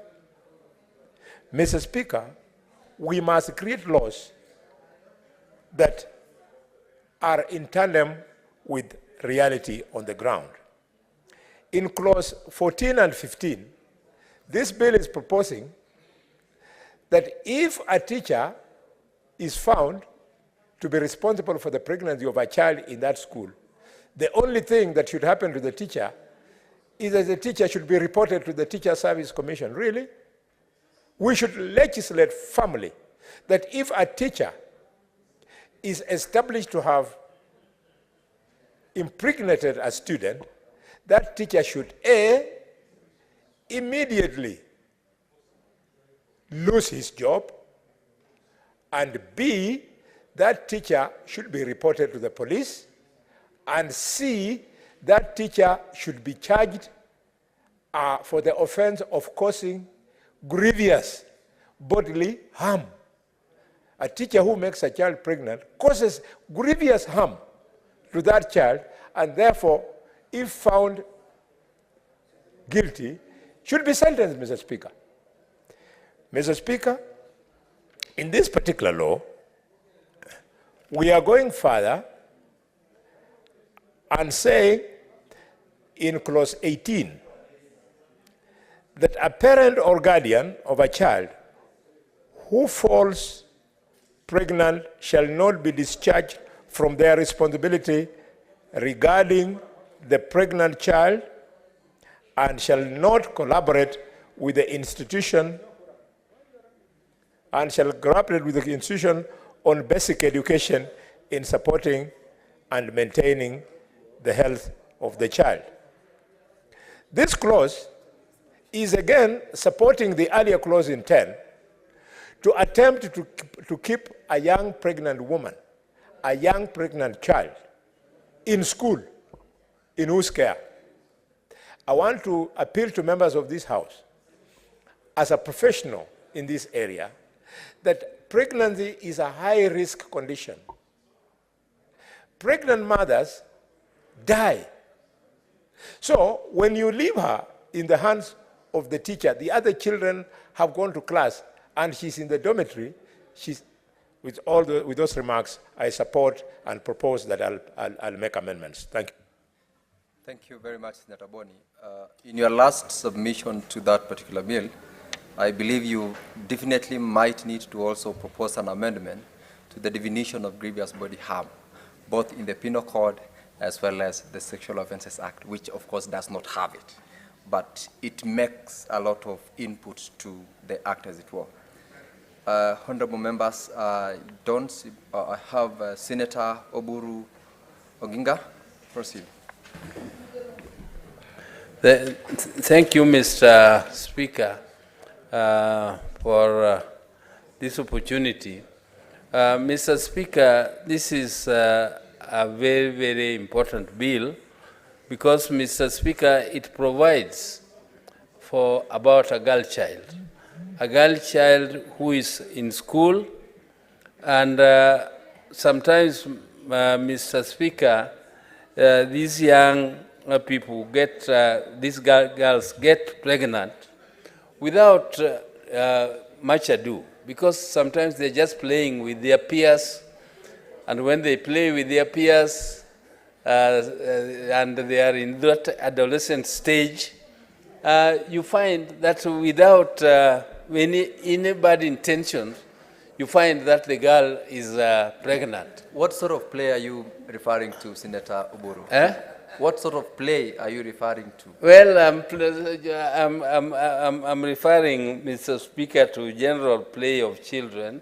When children interact in school and they are of opposite sexes, Mr. Speaker, those plays could be many and varied, but they include some which can cause pregnancy. Mr. Speaker, this is what I mean. And Mr. Speaker, when these girls become pregnant, there is a big, big stigma. There is a big stigma because there are parents who love their girls so much, they believe in their girls so much, with so much love and emotions, that they don't expect to see their child. They don't even expect that their child could involve herself in such a game. And Mr. Speaker, because of this stigma, sometimes you find some girls even commit suicide. Because of fear of the parents, they fear the consequences, they fear. And sometimes, Mr. Speaker, it gives them the impression that their life has come to an abrupt end because of the stigma. Mr. Speaker, it becomes a very, very traumatizing situation. What's your point of order, Senator Kinyua? Assume your seat, Senator Lingat, is a point of order. Mr. Speaker, I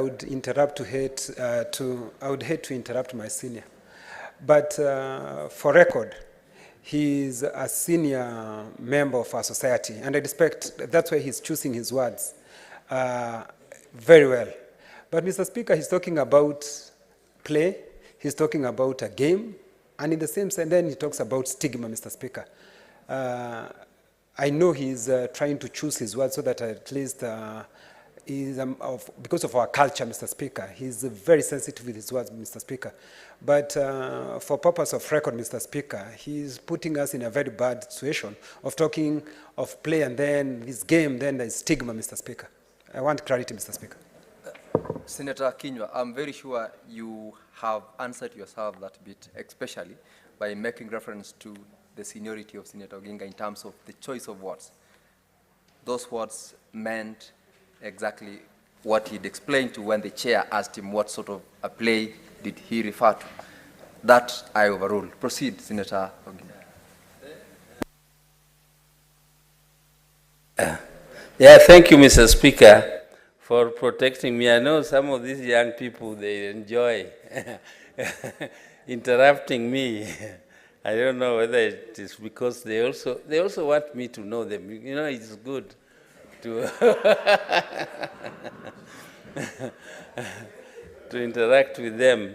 So, Mr. Speaker, I thank you. But, Mr. Speaker, this is a very, very serious situation. Mr. Speaker, I know there is a lady in my area who slept out of their home for one night. And because of the love the dad had for her, and when he was imagining what could have happened overnight to her girl sleeping out of the home, he even took a spear and threw at her. And the lady disappeared. And that is those old days, Mr. Speaker. And the lady disappeared and only came back after 35 years with the children who are almost that age, 35 years, when her father died. Because of the culture, our society would really not want their girls, particularly my community where I come from. We used to respect virginity. We used to expect that our girls would be married when they are virgin. But these days, that does not happen, but it is, I think, something which is still happening in other ways in terms of love for our children, for our kids. And this protection which is being provided by the bill, where a girl who gets pregnant, a girl child who gets pregnant while in school will, of course, not only sit her exams, but also continue with schooling with support from both national and the county governments, because it is, a girl and a man or a boy child, they should be enjoying equal rights. The boy who causes that damage to that girl goes scotch-free and continues with his education or her education unhindered, whereas the girl goes through stigma, through trauma, and through all that suffering. So the girl must be given all sorts of support by the society so that she can continue to get her education, to get her rights, and be very useful in society.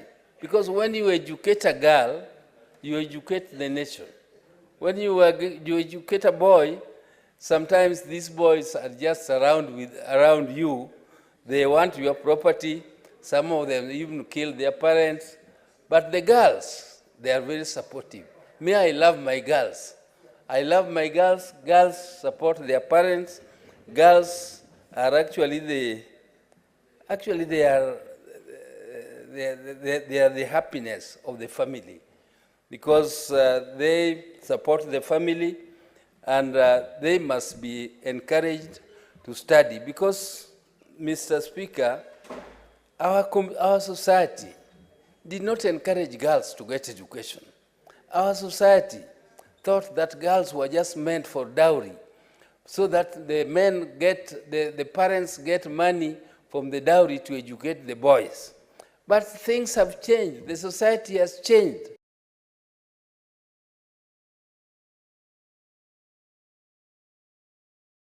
Money, not for getting dowry, but for actually getting or contributing to the development of the nation, equally or even better than the men sex, Mr. Speaker. Mr. Speaker, I'm also therefore very, very happy that somebody has thought of going beyond the rules which are there, the regulations which are there, to give an opportunity for girls who are pregnant to continue with their studies, but to now provide them with, because there are families which are poor, there are families who can also afford to give support to their girls, to employ for them housemaids who will look after those children when they are going to school. Therefore, this bill gives an opportunity for counties and national government to support those families so that their girls can equally continue with education, just in the same manner that those whose girls get pregnant and are able employ maids to take care of these children when their children have gone to school. Mr. Speaker, I don't want to speak much more on this one, but I hope that this bill will be passed by the House so that it goes to support those families whose girls become unfortunate, and then our society should also be educated to avoid stigma, and also parents to be educated to accept their girls who get into such situations, so that they don't stigmatize them and they don't make these girls feel useless and feel unwanted. With those few words, Mr. Speaker, I beg to support. Thank you, Mr. Speaker. Thank you very much, Senator Oburu. The 21st definition of housemaid, they say lately, is house manager. I thought that would be very important for your information, Senator Oburu. Senator Kajwang Moses.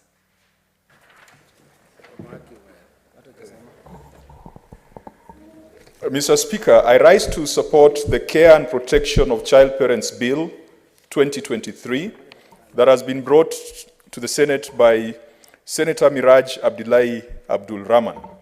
Mr. Speaker, when I listened to Senator Kalwale speak to this bill, initially I thought he was speaking to the bill that had been sponsored by Senator Beatrice Ogola, the super senator who also comes from Homa Bay County. Mr. Speaker, there is need for the clerks and the secretariat at the point of pre-publication scrutiny to ensure that related bills are merged, because I don't think that members have a problem in co-sponsoring bills. Where there are serious overlaps in bills, it makes sense for us to have one instrument and then have the two senators who have made the proposals co-sponsors. And I hope that we can still open a window if we find that there's a strong relationship between this bill and the one sponsored by Senator Beatrice Ogola. Nonetheless, Mr. Speaker, being the representative of the people of Homa Bay, which is one of the counties with the highest leading instances of teen pregnancy, this bill has come at the right time. And it's unfortunate that after more than 60 years of independence and 10 years of devolution, we have not thought it fit to come up with some statute and legislative framework to care for and to protect child parents. Mr. Speaker, child parents in this bill have been defined as persons who have not attained the age of 18 years and is a mother or a father of a child. Mr. Speaker, this has been a problem among the fisher folk in Homa Bay, among the fishing communities along Lake Victoria, among communities in Narok. If my memory is correct, Mr. Speaker, I think the leading counties when it came to teen pregnancies were Narok, Homa Bay, and several other counties where there's some nomadism. It could be nomadic pastoralism or nomadic fishing. Mr. Speaker, when a child becomes a parent, this situation of children having children, that should not be a death sentence, and that should not be the end of the road for them. When children have children, sometimes it is not even as a result of what we have defined in the other statutes, the Sexual Offences Act. Sometimes it is not a premeditated act of illegality. It is not that the children have sat down and they've decided they're going to break a law, but sometimes children just are being children. And in the process, there is conception. And if we don't have these clear provisions in law that assures them that to make mistake is human, and to make a mistake is not the end of life, our children will be going to back streets to procure abortion services. And if abortion is done in a manner that is not properly supervised, Mr. Speaker, we'll be killing our children. Because as parents, we sitting on a high pedestal, we think that we are perfect. We think that our children should not conceive before they are at the age of 18. And yet, Mr. Speaker, if you are to do a proper and honest analysis, many of us, especially many members of parliament, whose parents are from the old generation, perhaps are children of children, because our mothers would be married early, and our fathers would also marry early. And so we should not condemn our children in this generation, that if they conceive and if they have a child, then they cannot be readmitted to school. And in as much as we can come up with laws, Mr. Speaker, this bill must also ensure that if a child who has conceived and has given birth is to be readmitted to a school, you don't have a situation where members of the PTA, Parents Teachers Association, or some groupings of parents start protesting that that child cannot come back to this school because they are going to serve as a bad example. In many cases, school principals and teachers have no problem readmitting a child who has given birth. In some cases, it is the parents who resist and say that if this girl comes back to school and my daughter does not have a child, we are practically telling my daughter that it's okay for her to have a child. And as such, this child who had a child should stay at home. Mr. Speaker, that is the height of selfishness. And that goes against the African spirit of socialism. And that goes against everything that we stand for as a community.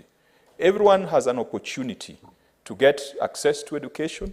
Everyone has an opportunity and is entitled to the rights that are conferred, not just to children but adults in the Constitution of Kenya. Mr. Speaker, I know there could be policy statements that have come from the Ministry of Education, but policy statements are at a lower level in the hierarchy as compared to legislative frameworks like this. And so we believe that the Senate, if we are going to pass this, we will make it very clear that if a child has a child, then that child can still come back and can have an access and can afford those opportunities that other people have. And the child of the child, this bill deals with that the child of the child must also be given access to childcare services. This bill deals with that the child of the child must also be given access to childcare services. Those childcare services, we should not imagine them to be standalone facilities. Mr. Speaker, this bill must find a way of integrating those childcare services to the early childhood education and development centers, the ECDs, that have already been assigned to county governments in the 4th schedule of the Constitution. So let's not be talking of alternative structures, because when you say that, some governors find an opportunity for procurement and some opportunities for project management and the pilfering that goes along with new projects. Child care centers should be an integral part of early childhood development centers. Many counties have done fairly well in developing early childhood education centers. Mr. Speaker, very recently we went to Mombasa to look at the progress of some early childhood education centers, and we were impressed with the model that the county had adopted. That they are not just building some 4-walled rooms and then throwing children in them. They are building actual centers where children can find spaces to play, they can find spaces to be children, a proper place where the optics, where the painting, where the graphics, everything makes it attractive for children to come. And I think they have even gone ahead to provide meals so that these children can be attracted to those centers. The child care centers proposed here must be an integral part of the early childhood centers. Mr. Speaker, if in our Constitution we have made abortion illegal, except in the opinion of a trained professional, or except in cases where the life of the mother is in danger, in the opinion of a trained professional, if we criminalize children having children, we will push them into abortion and we'll push them into unsafe practices. If we close the doors to children who have had children not to go back to school, we will push them to early marriages. And therefore, we will condemn them perpetually. It was easier for our mothers to be married early because society was different. We're in a different world now. Research has it that mothers who have access to education, their children perform better in life, as opposed to mothers who have not had access to education. And so, if you're going to build an equal society, Mr. Speaker, then this framework through which an expectant girl child or a child parent can actualize their right to basic education, this is one of the most important bills that the Senate can be dealing with. This bill makes reference to child parents to include child fathers. Mr. Speaker, that's a bit dangerous, because a child father is an offender under the Sexual Offences Act. The minute you are the father to a child, you are an offender. And so I hope that this bill is not going to legitimize, and this bill is not going to rewrite the Sexual Offences Act.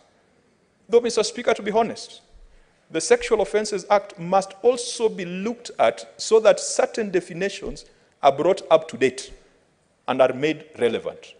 I know it is one of the most, emotional acts, or one of the emotional pieces of law to talk about, because there's nothing worse. A sexual offense is as bad as a war crime.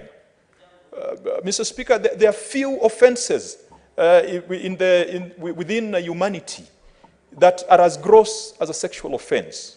Things like rape, things like, the kind of things that happen in war situations that have an effect on breaching consent and inflicting pain and doing those kind of things that have been defined in the Sexual Offences Act. But when we get a child who's had a child with a child, why should we lock them up in prison, Mr. Speaker? Why? We need to rethink those provisions of the Sexual Offences Act. A child who's had a child with a child does not need to go to prison, does not need to go to a Boston institution, does not need to be forced to marry that child. Society must come up with means. Society must come up with procedures for integrating and developing those children. Mr. Speaker, we have seen in certain cases where rich, powerful men living in exclusive neighborhoods with children who are fairly locked up and in a controlled environment. And Mr. Speaker, God forbid, you've got a gardener who perhaps is a child under 18 and engages in certain relationships with the daughter of the boss, Mr. Speaker. I think must have been, there's one Kenyan novelist who wrote a story with that kind of plot. If that matter gets to the police, Mr. Speaker, the parents of the rich girl will make sure that the poor gardener who made the rich man's daughter pregnant, that poor gardener rots in prison. And sometimes you ask yourself whether that is the best recourse for the mother, and that is the best recourse for the child. It could be a sense of vengeance for the parents, but is it the right decision, and is it the right path for the children who engage in that? And Mr. Speaker, I do not propose anything to rewrite the Sexual Offences Act, and this bill should not attempt to rewrite the Sexual Offences Act. But in recognition of parents, of child mothers, it veers into very, very dangerous territory. And so when we get to the final stages of this bill, we will need to be sure that this bill is not an encouragement of parenthood in childhood, but it deals with those unfortunate events where it has occurred. Let nobody say that Senate is promoting children having children. What we are saying is that once mistakes have been made, then everyone has got an opportunity, and everyone must be granted an opportunity to pick themselves up, dust themselves, and move on and catch up with those who have not made those mistakes. Mr. Speaker, with those few remarks, I support and I will encourage Senator Miraj to ensure that there's alignment with Senator Beatrice Ogola's bill and to ensure that we are not rewriting the Sexual Offences Bill. Mr. Speaker, I support. Thank you, Senator Kajwang. Senator Nderitu John Kinyua. Asante Bwana Spika. Nasimama kuunga mkono mswada huu na kusema ya kwamba ndio ni mswada mzuri ya kwamba wasichana ambao wanapata mimba za mapema waweze kutunzwa na kulindwa, Bwana Spika. Lakini kwa usemi huo Bwana Spika, ni vizuri julikane ya kwamba mimi si wajibiki ama sishabiki ya kwamba kwa mimi kukubali ya kwamba wanapaswa kutunzwa na kulindwa, mimi ninawahimiza wapate mimba za mapema, Bwana Spika. Bwana Spika, ni vizuri julikane katika mila na desturi zetu, hasa sisi wa Afrika. Ukiangalia kuna msemo ya kwamba wanasema mtoto amevunjwa mguu, Bwana Spika. Unapata wazee wamekwenda katika ile familia na kujaribu mambo ya kidesturi, Bwana Spika. Bwana Spika, nakubaliana na mswada huu kwa sababu baada ya yule msichana kupata mimba za mapema, wengi wao unapata wanataka kurudi katika shule waweze kuendelea na masomo yao, Bwana Spika. Kwa hivyo ni vizuri mswada huu kwa sababu naona unaangazia hayo mambo na kusema ya kwamba wale wasichana wanapaswa kupewa fursa kurudi na kuendelea na masomo yao. Kwa sababu Mswahili anasema kosa si kosa, kosa ni kurudia kosa. Kwa sababu kama vile walivyoongea mbele yangu wamesema ya kwamba hawa ni wasichana wadogo, pengine wanafanya haya mambo ya kimapenzi bila kujua, Bwana Spika. Na wanajipata katika hii hali ya sintofahamu, Bwana Spika. Na ni vizuri wale ambao wako katika hizi sehemu za kuelimisha, hasa walimu wakuu na wale wanaohusika katika mambo ya kuendeleza masomo, wapatie fursa nyingine, Bwana Spika, kwa sababu anaweza kuwa alitenda lile jambo bila kujua, Bwana Spika, na atakuwa mtu wa manufaa pengine kwa sababu lilikuwa kosa la mara ya kwanza, Bwana Spika. Bwana Spika, ukiangalia hata desturi zetu unapata wazee sehemu zingine ukienda, hasa sehemu za niseme like kipi, Bwana Spika, unapata wasichana wanaozwa mapema, Bwana Spika, na kuna shirika ambazo zinaenda kuwaokoa wanafunzi wale, Bwana Spika, ama wale wasichana ambao wameozwa mapema.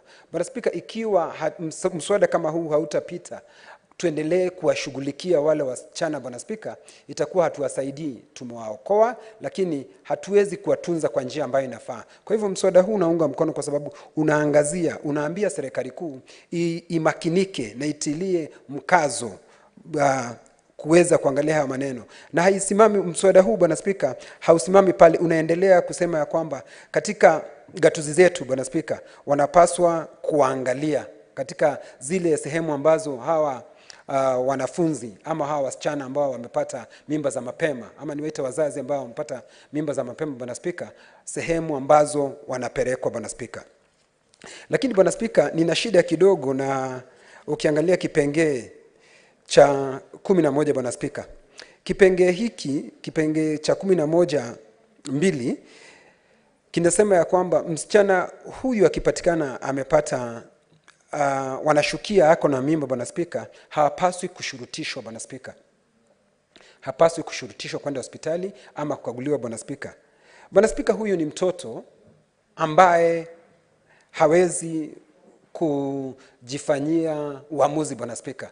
Pengine tungesema ya kwamba ikiwa tayari wamemwambia mzazi wake, Bwana Spika, lakini wakuwa wameangalia vizuri, ni jukumu lao, Bwana Spika, kuwe na ule msukumo, Bwana Spika, kwa sababu kumwambia tu na tayari tumesema ya kwamba ni mtoto ambaye hawezi kufanya uamuzi, Bwana Spika, tutakuwa hata sisi tumefeli katika maelezo na maagizo yetu, Bwana Spika. Tunapaswa kuwa na msukumo, Bwana Spika, hata akiwa ni mdogo, na najua wale ambao wanahusika kwa mambo ya human right watasema ya kwamba pana hapaswi, Bwana Spika, lakini tumesema ni mtoto, Bwana Spika. Kwa hivyo mzazi ama mtu yule ambaye ana uwezo wa kumwambia aende akaangalie, Bwana Spika, kwa sababu tena, Bwana Spika, mtoto kama huyu akipata shida wakati ako katika ile shule, unapata ya kwamba yule ambaye atachukuliwa hatua ni walimu wakuu ama wale ambao wanahusika, Bwana Spika. Kwa hivyo panapaswa kuwe na ule msukumo, Bwana Spika, ya kumwambia ni mpaka aende hospitalini, Bwana Spika, ndio aweze kupata maagizo ambayo yanapaswa kufuatiliwa, Bwana Spika.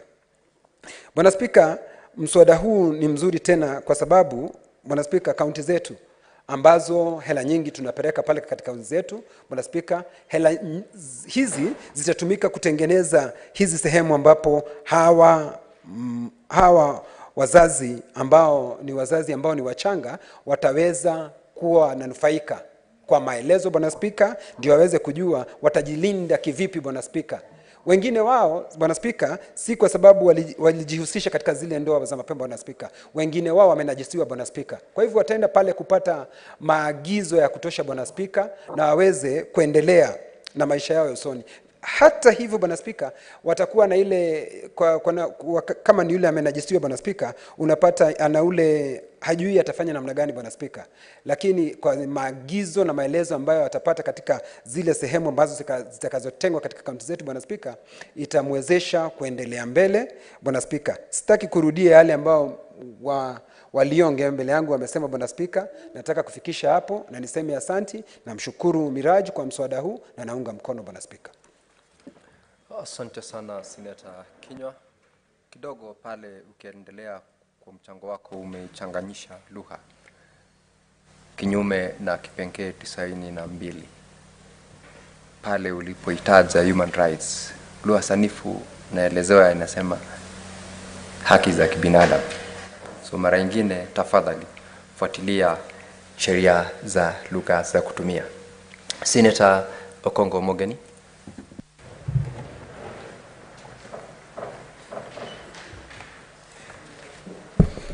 Thank you, Mr. Speaker, for giving me an opportunity to also make my contribution to this bill.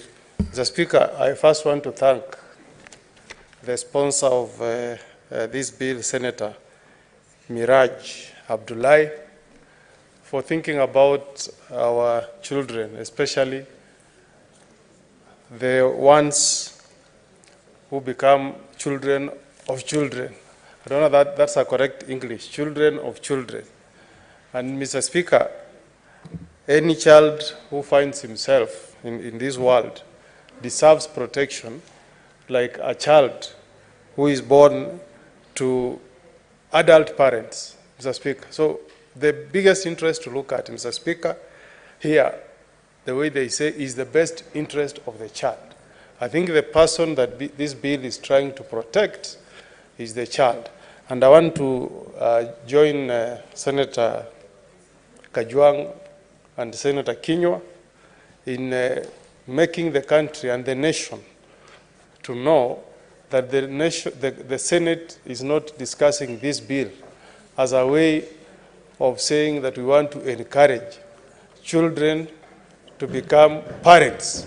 That's really not the intention, Mr. Speaker. The African Charter on the Rights of the Children is very clear, Mr. Speaker, that any time you are discussing a legislation, the paramount thing you look at is the best interest of the child. So as a caring nation, Mr. Speaker, sir, we cannot abandon the welfare of a child simply because that child is a child of a child. That will be reckless and being a very uncaring society, Mr. Speaker. So it's good, Mr. Speaker, to bring it to the fore that there are many ways through which a child can become a parent, Mr. Speaker.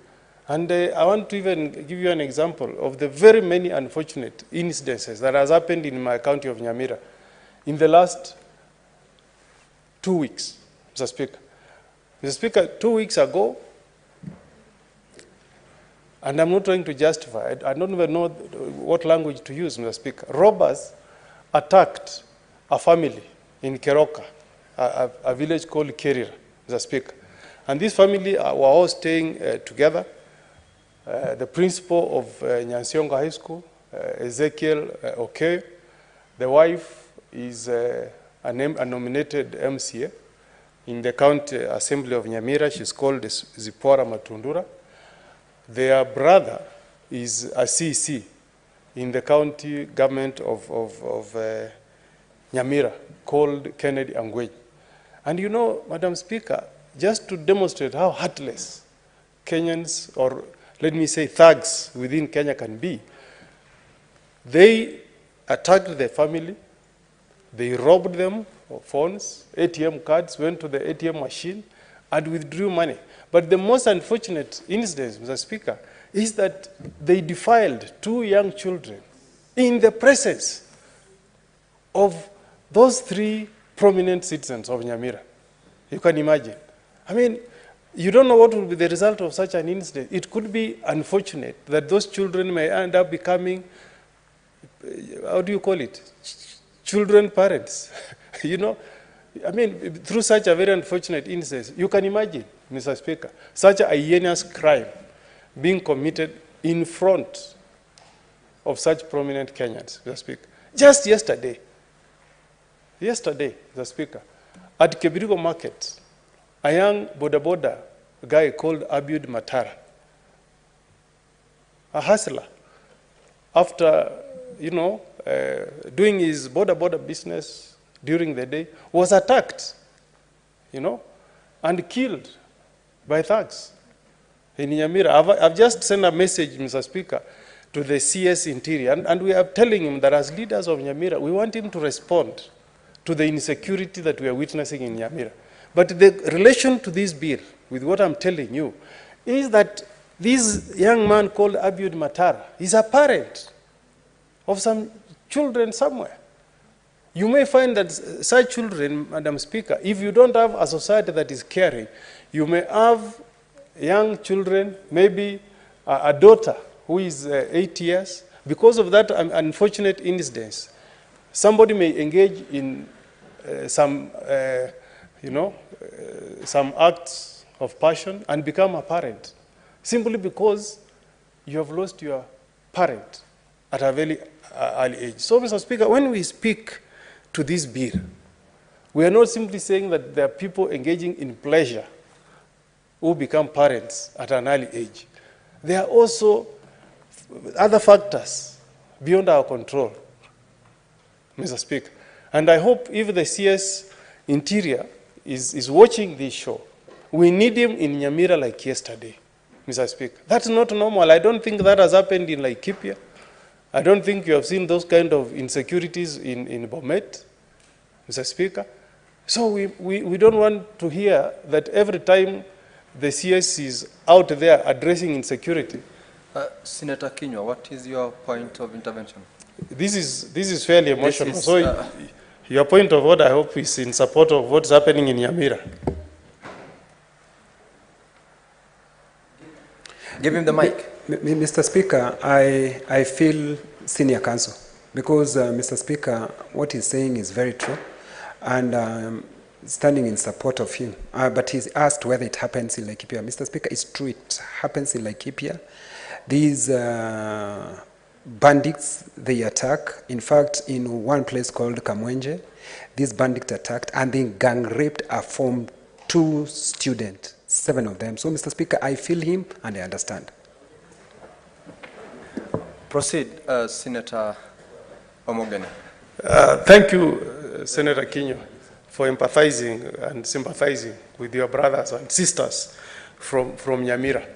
That issue, Mr. Speaker, is really causing a lot of concern in Nyamira. I want to thank, I know I should not be saying issues on security in my contribution to this bill, but I'm relating this to factors that can contribute to very young girls becoming parents. If you lose your parents at a very early age, you don't have somebody to support you, it can lead to something else. Senator Kinyua, I want to thank at least the security operators at Nyamira, especially the DCC, Florence Obunga, and the DCIO, Paul Makonge, who this afternoon, Mr. Speaker, have given a directive, and I hope we will get the backing of the CS Interior for the transfer of all police heads within Kebirigo, Mr. Speaker, because we don't want our young children, our young boys who are not able to get into formal employment, who are running borders, Mr. Speaker,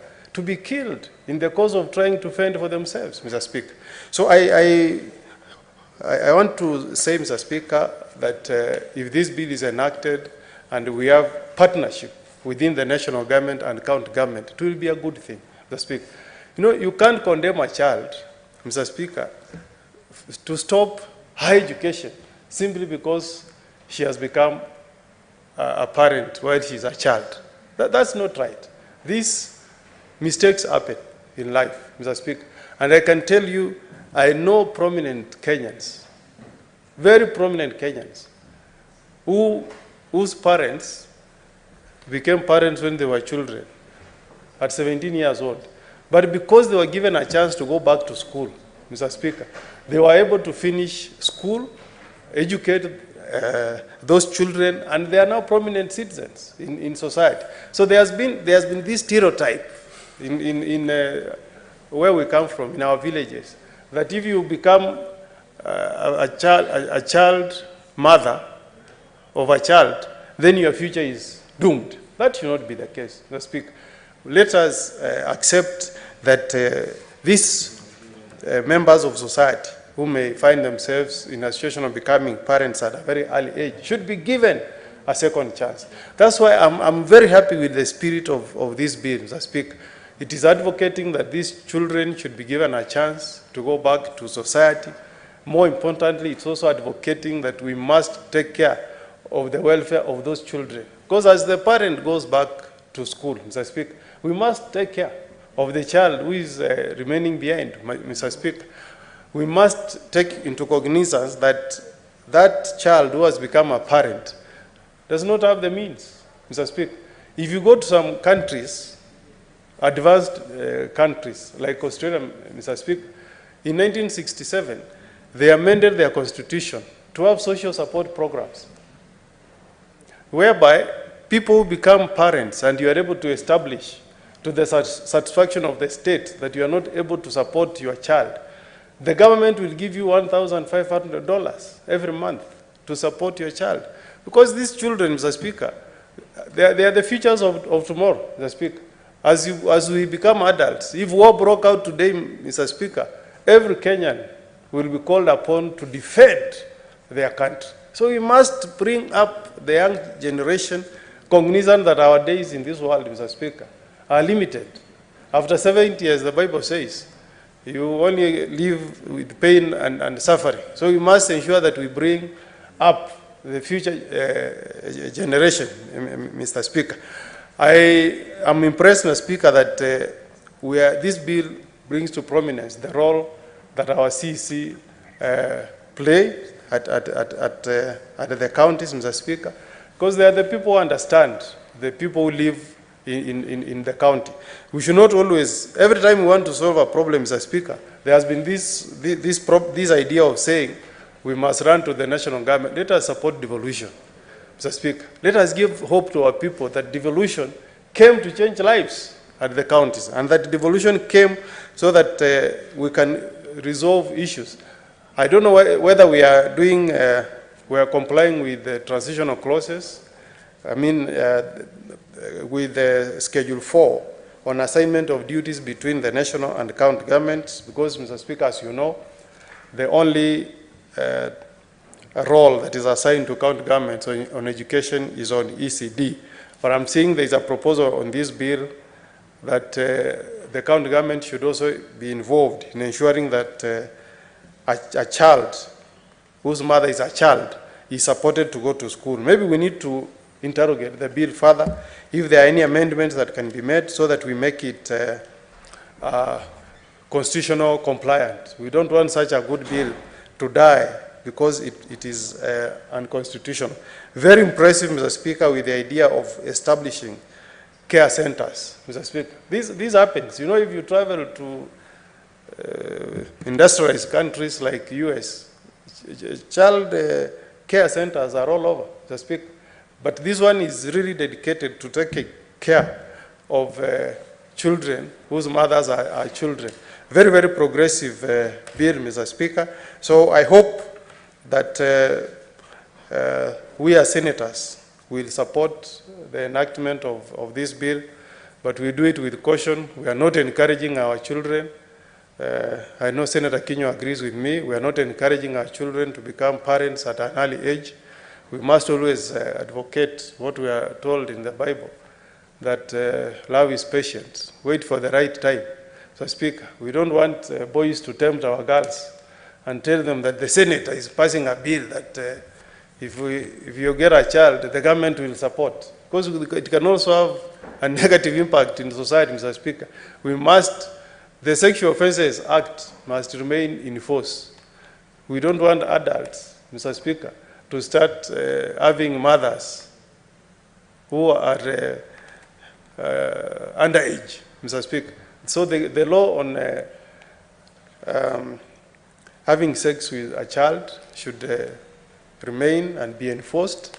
The only interest this bill should look at is the best interest of that child who has found himself or herself in circumstances where the mother is a child with no income and who also wants to pursue education. So with those remarks, Mr. Speaker, I support and hope that CS Interior will take urgent and immediate action to address the issue of insecurity in the county of Nyamira, Mr. Speaker. We live in a very small county, Mr. Speaker.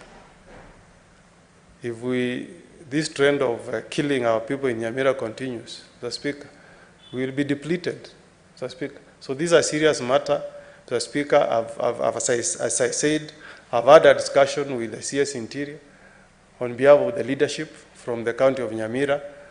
If you followed what happened today, there was a big security meeting convened by the DCC and the DCIO at the Kebirigo market. He must have received reports on the concerns from the citizens of the county of Nyamira, and I hope that sooner than later he will make a visit to the county of Nyamira so that he can address the issue of insecurity. We want to live in a country where we can peacefully go around doing our day-to-day activities without fear of being attacked by people who don't want others to do their businesses. Thank you, Mr. Speaker. Thank you very much, Senator Kongo Mogeni. I'm very sure that your concerns about security or insecurity in my neighboring county of Nyamira definitely will be addressed.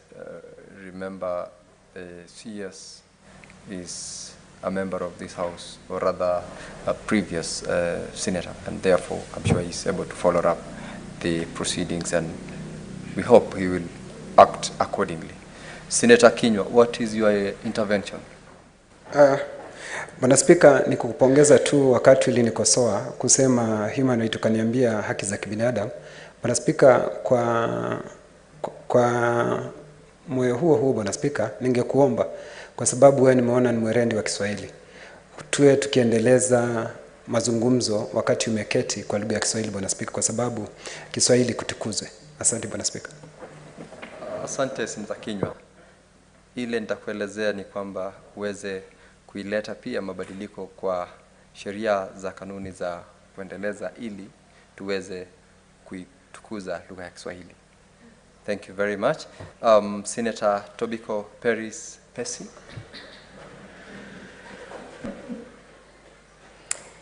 Thank you, Mr. Speaker. Mr. Speaker, I support Senator Miraj's bill on the care of the child parents. Mr. Speaker, you know, as a parent and as a leader also, it's scary to imagine the situation of children getting children. But when that unfortunate situation happens and a human being has been brought into the world, then both children, actually there may even be 3 children, maybe the father of the child and the child involved are all children. So there may be a situation of dealing with around 3 children. It's a very scary situation, but then these are human beings, these are people whose lives were still in formation, who needs to care from parents and from community and from law enforcers and from the government of the day, Mr. Speaker. And so, Mr. Speaker, I support that these children need to be given a conducive environment, be it in schools and also at home, and maybe in situations where these children don't have parents, but they have now children, maybe there should also be shelters that where these kids can be taken care of, Mr. Speaker. Mr. Speaker, I do agree with all the colleagues who have put caution that this does not mean we are encouraging children to get babies. We are addressing a situation that may not be a normal occurrence, but that needs to be taken care of by law, Mr. Speaker. And so, Mr. Speaker, these children will need care, and it is also good to say, to take this opportunity to say that in most situations, you find where a young man, a young boy, who is still underage, is the law is used, to punitively, very harshly on the boy, who also, just like the girl, was not, in a position to make proper decisions, Mr. Speaker. And so I would say that, boys should not be, the law should not be applied punitively on the boy child. Both the boy and the girl may need rehabilitation, may need to be taken back to school, and the child that has been brought forth is taken care by society, Mr. Speaker. Mr. Speaker, when we were going around during the campaign time, I went to various parts of Kajiado County, and I realized there are parts of Kajiado County that I saw little girls, because I'm imagining they must have been young girls. Because it cannot happen that in a whole crowd, so many women were small-bodied. For me, my conclusion was that these are young girls. And they were all having babies. They were either carrying babies on their backs or they are expectant. And it shocked me that a whole community looked like that. Babies carrying babies, It shocked me, Mr. Speaker. It shocked me so much. And I'm like, how has community accommodated this? In some part of Kajiado, it looked like a normal occurrence. It looked like every young girl was carrying a baby. If not carrying, then she's expectant. Yet this is a community that we expect chiefs to be in that part of the country and should be enforcing the law and making sure that teenage pregnancies are discouraged. But to me, there was a part I really don't want to mention, but I think privately we can talk with the administration, because it shocked me, Mr. Speaker. And Mr. Speaker, it looked so normal to the members of that community. It looked like it's the order of the day, Mr. Speaker.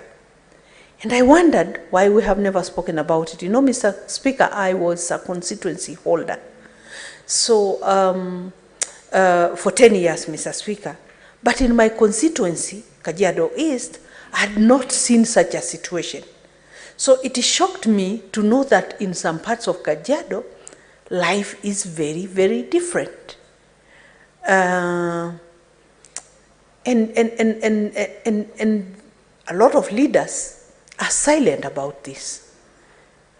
And that is why I thought more than ever before, maybe Kajiado will needs, a mother as a leader, as a county, as a governor, because then mothers will bring out some of these issues. There are a lot of issues that, sorry to say, and I don't intend to be biased, but there are many issues that male leaders will sweep under the carpet, Mr. Speaker. Because I've never heard anybody speaking about it, but I saw a huge problem in Kajiado that needs to be addressed, Mr. Speaker. And so I think the Mirage law is well-meaning. I think it is well-timed, but caution must be put so that it doesn't look like this House is encouraging, teenage pregnancies. But once it occurs because of unfortunate situations, that the child did not intend, that the child was not in control, that maybe it was out of some molestation of some kind, then the situation still has a law that takes care of that kind of situation. And so I support Mr. Speaker. Thank you. Thank you, Senator Tobiko.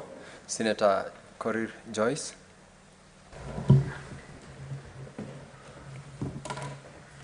Yeah, thank you very much, Honorable Speaker. I rise to support the bill by Honorable Senator Miraj and the bill on the care and protection of the child, Parent Bill 2023. And I want to agree with the sentiments of my colleague senators on the support of this bill, that this bill, Honorable Speaker, will cure a number of problems that our teenagers are facing, Honorable Speaker. Honorable Speaker, the teenage pregnancy and motherhood rate in Kenya stands at 18%, which is really high, Honorable Speaker.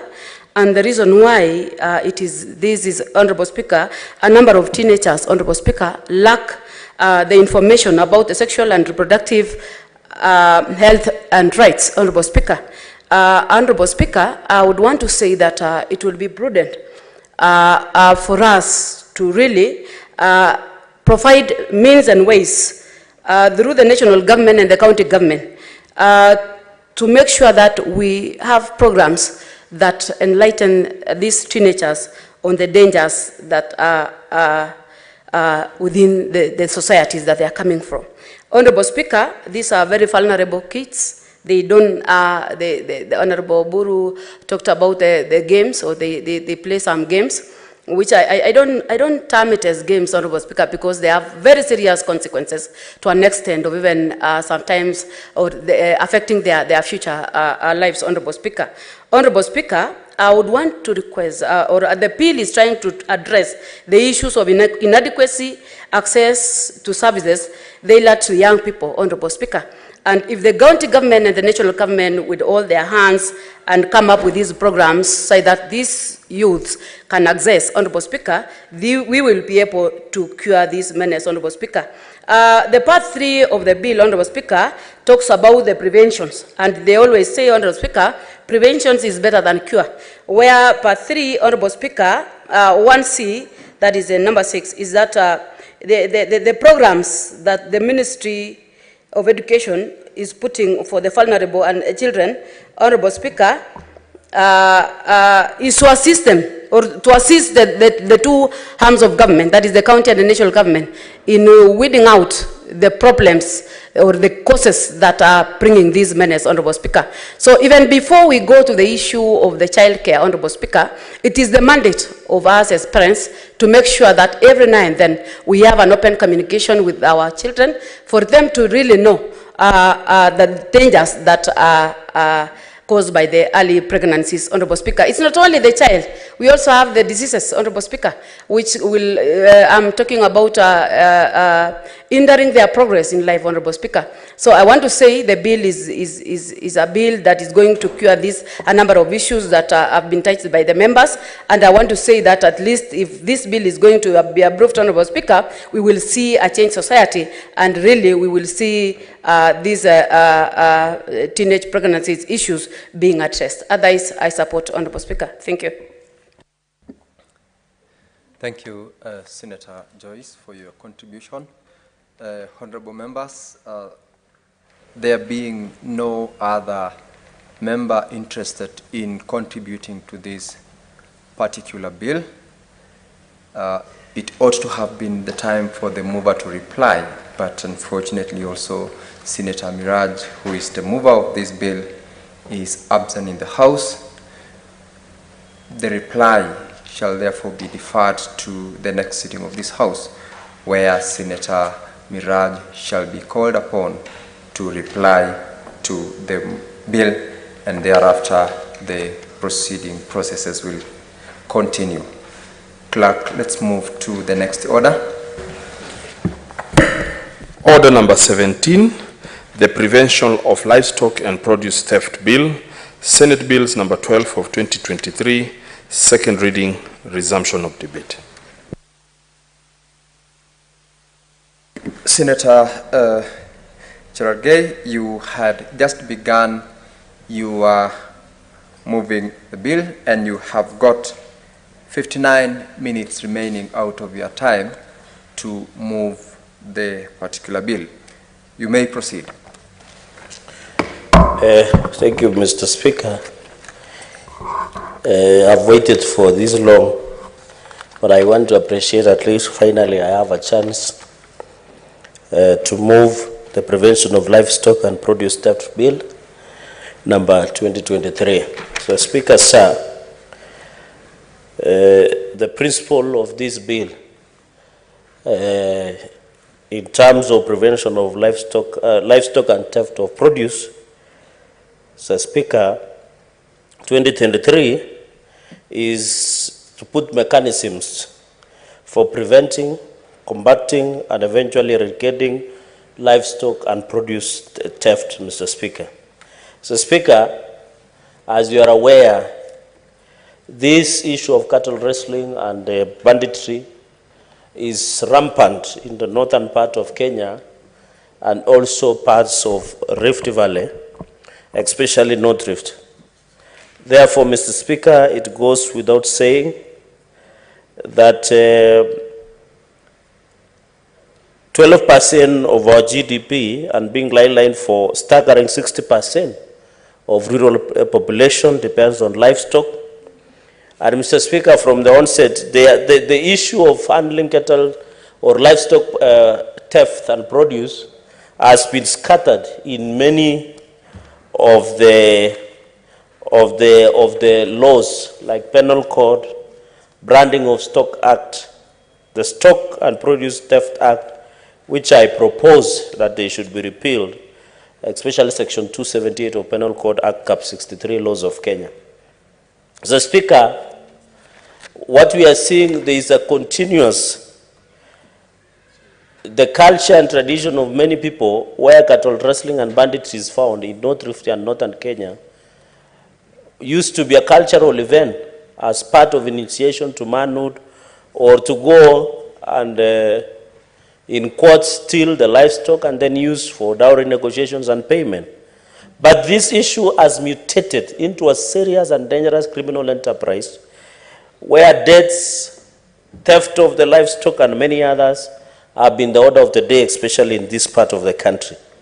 So, Speaker, my heart goes out to the many victims, many families who have lost their loved ones over a period of time because of this menace that continue to be a threat to national security and continues to rob families, Mr. Speaker, of their loved ones wherever they are. So, Speaker, yesterday or the other day, somebody was killed in Baringo near a primary school as they were herding their cattle by bandits who were later pursued by the security forces, Mr. Speaker. In the northern part of Kenya, not thrift to be specific. The guns have gone silent temporarily, but we hope and believe the solution to prevent of livestock theft, banditry, and cattle rustling is to have development in those areas, which most of this is because they are remote. We need to have security roads. We need to have establishment of schools. We need to have a proper way of shared resources like water, pasture, among other aspects, Mr. Speaker. So this bill is a bit complex, Mr. Speaker, because I've tried and address a lot of aspects and try to fight this criminal enterprise of cattle rustling and produce and livestock and produce theft. And I didn't, Mr. Speaker, for the intention of the House, I've told you 60% of GDP and 60% of rural depend on livestock, be it poultry, pigs. For example, in the country, as per the population, housing, and census of the other year, we have over 18 million cattle across the country. We have 18 million sheep. We have goats 28 million. We have camels 3 million. We have pigs 334,689. And of course, poultry, chicken, what you have is 31 million. This points to the 60% of GDP, Mr. Speaker. One of the life-changing, Mr. Speaker, is to branding of livestock, to ensure that, Mr. Speaker, when we brand the livestock, that identity cannot be stolen. And the bill has tried to really address that issue, Mr. Speaker. And I think it is about time that we agree as a country that let us put it in the law. We want to brand these animals. We want to ensure movement of animals or livestock are tracked. We want to ensure when they are slaughtered in Nairobi abattoirs, because the biggest threat, Mr. Speaker, has been the commercial financing of this cattle rustling and banditry, where animals are stolen and taken to Nairobi abattoirs or other major cities or major towns, Mr. Speaker, and unknowingly or knowingly, the meat that either we enjoyed at parliamentary cafeteria or even in big cities, 5-star hotels in these cities and towns in the country, could be unknowingly we are financing the ugly head of cattle rustling and banditry of livestock in the country. And I think it is high time that we track. Let us brand the animals. Let us ensure when you are moving animals from wherever you are taking them, maybe to Nairobi for slaughter, let that tracking of movement of livestock be done. Let the people who slaughter in slaughterhouses and abattoirs, Mr. Speaker, ensure they have records. And I'm proposing that before you slaughter an animal or livestock, you must maintain the records that are there, Mr. Speaker. And finally, we look at the offenses. We have tried to deal with offenses, Mr. Speaker. And that is why we are going to put an identifier. That is a permanent mark or a permanent representation on livestock. And we have proposed designation or combination of numbers, codes, or sign as may prescribe under the Act. So it's like when you have your own safe where you are putting the money. And Mr. Speaker, you must put a combination of some password. So we want to create combination of unique numbers to animals. And one of the roles that we have given, Mr. Speaker, is the objects of this act, I have said, is to prevention and combating and eradication of livestock theft and to promote security and stability. Mr. Speaker, if you go to those areas, development is behind. There is no network, red network. There is issue of electricity, no water, no schools. Because the fact that there is still that insecurity, those areas, Mr. Speaker, continue to be a threat. I'm aware that the government is trying to fight issue of insecurity in those regions. Mr. Speaker, there is also aspect of registration and management of livestock by livestock owners. One of these ways is branding these animals. Let us brand them. so that when we are bringing them all the way from Bomet in Longesa, or somewhere in Chepalungu, Mr. Speaker, or Sigor, Mr. Speaker, where I'm told there are famous artists and musicians who are removing very interesting songs, Mr. Speaker, that I'm told there are 5 gentlemen and 1 queen pin. Mr. Speaker, in that song, it's a local song. So when you are moving from Sigor, for example, all the way to Nairobi, Mr. Speaker, you should ensure there is tracking. We need regulations, and Mr. Speaker, apart from fighting insecurity, it also assists in prevention of livestock diseases, like foot and mouth across the country, Mr. Speaker. We are also going to ensure there is tracking and recovery and tracing, Mr. Speaker, because if a cow moves from Kipteren, or somewhere in Mosoriat, or somewhere in Maralal, or somewhere in Marsabit, if we come here at Dagoretti Corner, where they normally, Mr. Speaker, slaughter, we can get the hide and skin and look at the number that XYZ is a cow that was moved from Eldoret or from Elgeyo Marakwet, somewhere, and then being taken. So it's a part of retrieving and tracing. This bill, Mr. Speaker, is also to bring corroboration. You know, Mr. Speaker, there is a thinking, Mr. Speaker, anti-intergovernmental relations. Many people have argued that agriculture is devolved, and we know that under 4th schedule. But there should be a collaboration and interrelations between those agenda, Mr. Speaker. And branding of livestock, we are giving the power of CS in charge of livestock, Mr. Speaker, to develop a standard policy on identification and movement of livestock as per clause number 4. It's also part of ensuring intergovernmental relations. It's also to establish, Mr. Speaker, this is very critical, the national database. After we have branded and registered all these livestock, Mr. Speaker, we create a national database such that when you queue XYZ on that platform, and we are happy the government has moved government services over 5,000 now, and the government is targeting 50,000 services online, you can say XYZ animal can be tracked maybe from Kajiado, Mr. Speaker, and many other areas.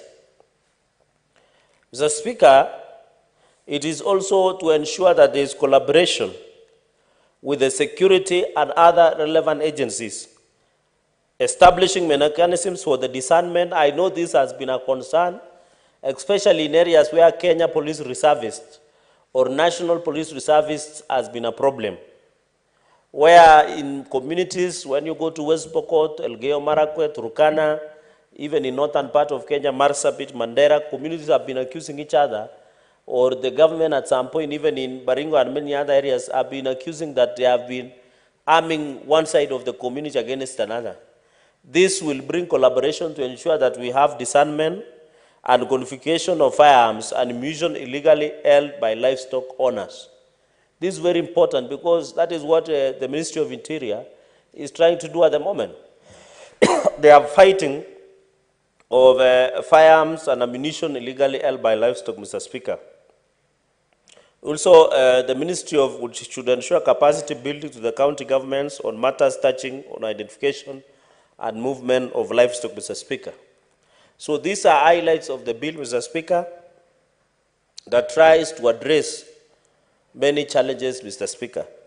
Mr. Speaker, I think also in future, you know, when you watch the Senate of US, Mitch McConnell, Mr. Speaker, they normally, I don't know, we used to have a majority leader who used to read, Senator Samuel Pogisho. In the US Senate, they normally read their moving notes, but in Kenya, under our standing orders, we are never normally around. So I'm not reading, I'm just highlighting a few comments here and there. Mr. Speaker, when you look at clause 5, because I told you this is a very complex bill, because we are trying also to address something that is complex, that is thin line between the culture and criminality, Mr. Speaker. For example, a county register of livestock, the CEC, these are functions of the CEC, Mr. Speaker, under clause 5, is to establish the county register. When I come to Bomet and meet CEC in charge of agriculture, they should be able to tell us the registration of the livestock in that area. How many cows, how many poultry, how many others, and what have you, Mr. Speaker. I don't know whether Kiptindinya is an animal, but all the animals that are there, the livestock and many others, should be quantified. Also, the CEC will develop on how you can apply registration of brands. Mr. Speaker, you also need to design and formulate strategies and mechanisms for the prevention, combating, and eradicating livestock way. So, Mr. Speaker, you should also have strategies. Because, by the way, the biggest problem, Mr. Speaker, has been when you go to West Pokot and want to dictate, want to tell us how to fight issue of cattle rustling and banditry, you are in Nairobi. You are an official from Ministry of Interior. How will you understand the terrain in Elgeyo Marakwet, or in West Pokot, or in Turkana, or in Baringo, and many other areas?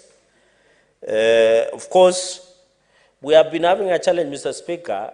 You know, the county security technical, has been, they don't allow county governments to sit in that county security team.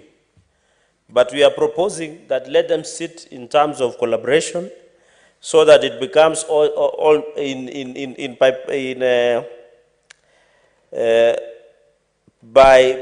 is like sensitizing the local community,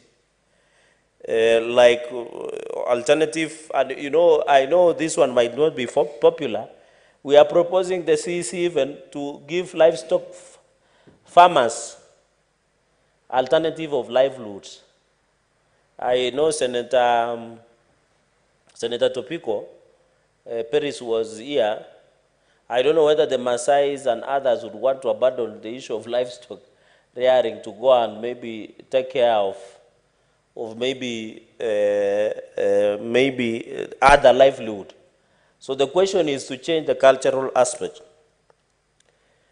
Then, Mr. Speaker, we also, when we need to do GIS, tracking system, so we need the county to acquire that system, so that when there is movement of animals, nowadays, Mr. Speaker, we use GPS. If I want to know, Mr. Speaker, where you are, I will just, Mr. Speaker, just put a tracker. I can know you are seated somewhere in the Senate because of the GPS that we have in phones. So we want to put trackers to the animals and ensure that we have in place. Mr. Speaker, I'm proposing in clause 6 that we have county assemblies. Mr. Speaker, I can see you are consulting on issues of Bomet.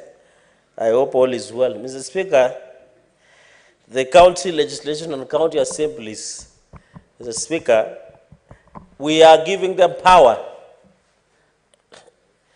We are giving them power to now county assemblies to go and domesticate in Bomet County Assembly, in West Pokot County Assembly, in Nairobi County Assembly, because the issue of cattle rustling does not restrict itself to northern Kenya. And this, I have told you, Mr. Speaker, we are unknowingly financing the cattle rustling in this country because of the meat that we eat in Nairobi. No one can tell us with certainty that the meat we eat is because of livestock that we are aware where they are coming from, Mr. Speaker. Mr. Speaker, another clause that I want to bring to the attention of the House, when you apply for registration and branding, you must be given within 30 days. So if I apply to CEC of Agriculture, for example, of my animals somewhere in Kajiado, you should give me or register a brand if registration has been there, Mr. Speaker. So there must be application. Clause 7 talks about certificate of registration of a brand as provided for under section 5.3 of the county executive shall issue to the applicant a certificate of registration in form or prescribed. So any certificate, Mr. Speaker, of registration, you must have it. Where the holder of a certificate claims that the certificate has been lost or destroyed, the holder of a certificate may make an application in accordance with subsection 4 to county executive. So, Speaker, clause 8, when you sell, for example, you sell a committee to transfer right to a brand to another person, there is also a process. Because, Mr. Speaker, somebody might say, if I have issued a farmer with a registration certificate somewhere, and how do I get it back? Maybe you go and buy animals in Kajiado, in Kibiku area, and you want to transfer to Nairobi.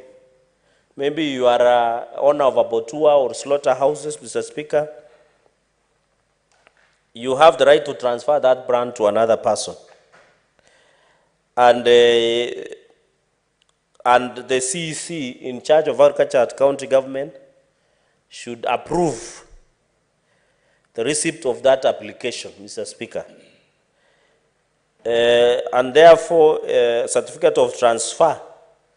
So we shall be doing normal transfer the way you buy land, and then you do certificate of transfer because of sale of agreement, Mr. Speaker.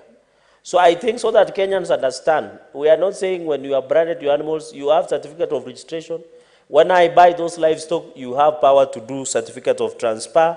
And this is the work of CEC because, Mr. Speaker, I didn't want us to lose the sight of ensuring that we have the CEC. So also the CEC has power to cancel the same. And another unique, Mr. Speaker, in this bill is as an animal gets to 6 months, they must be branded.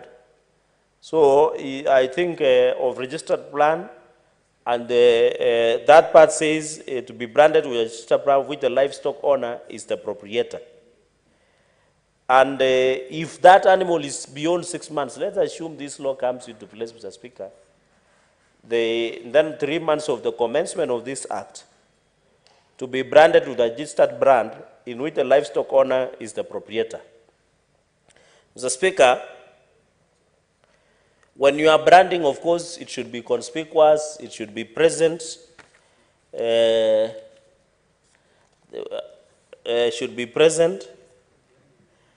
and use permanent identification devices. Mr. Speaker, you see, we should. I don't know, there is a way especially they put, there was a time there was a day a bird was being shot somewhere it was found in Nandi. And we were told that bird came all the way from Netherlands. And that permanent identification device, Mr. Speaker, could be used as a way.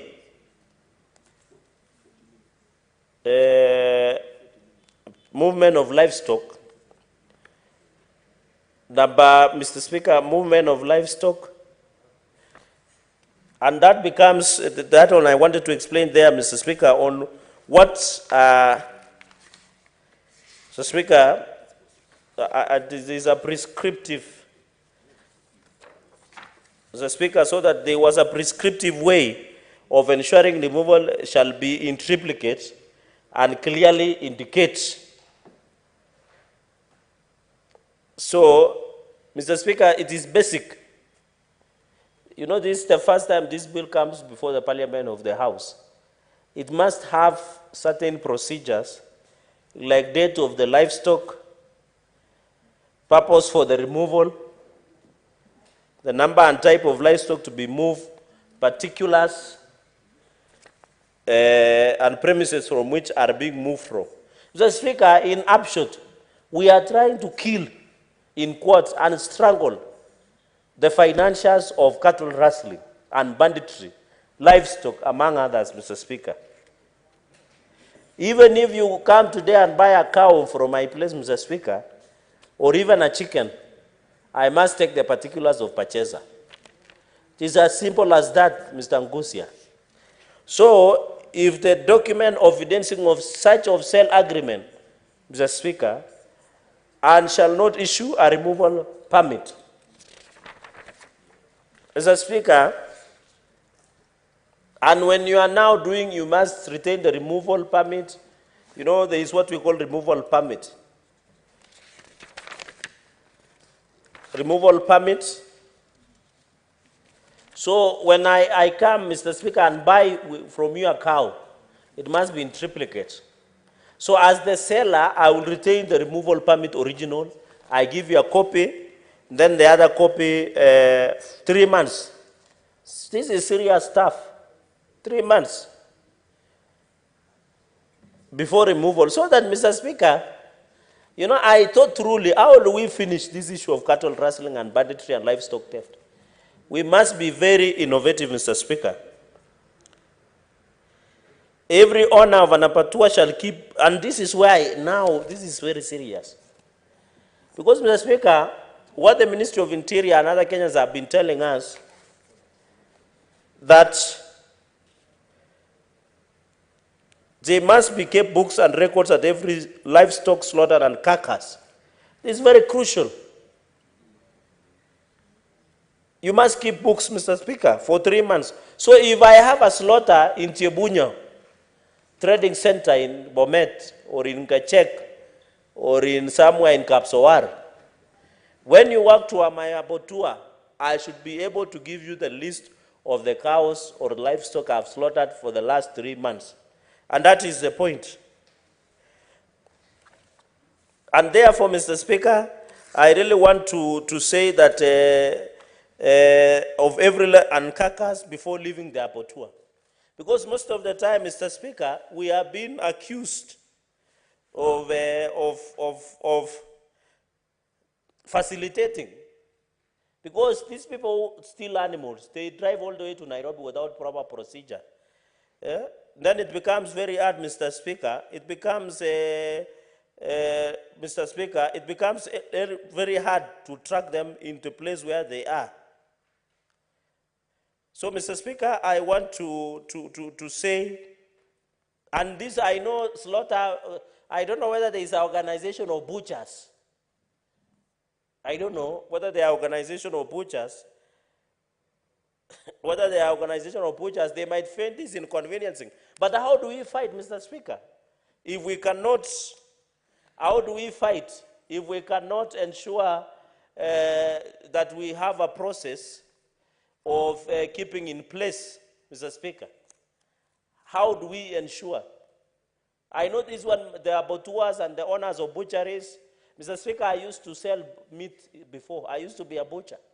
But butcher of livestock, I didn't butcher anything else apart from what is legally allowed, Mr. Speaker. And I was able to be able, Mr. Speaker, to ensure that people might think we are stifling the business. We are not, Mr. Speaker. We are not stifling any business, Mr. Speaker. So the Association of Butchers and Butcheries should not find, Mr. Speaker, that we are stifling their business. Their business, it becomes very hard, Mr. Speaker. So I think, Mr. Speaker, it becomes easy, and Mr. Speaker, that is the point I really want to emphasize. I think the butcheries, Mr. Speaker, another option is that I would request the books of every carcass leaving abattoir to be kept an owner of abattoir shall indicate for a period of 3 months, Mr. Speaker. It becomes very hard from the date of receipt of livestock for slaughter or carcass leaves the abattoir. Number 15, the county executive shall designate the county executive shall designate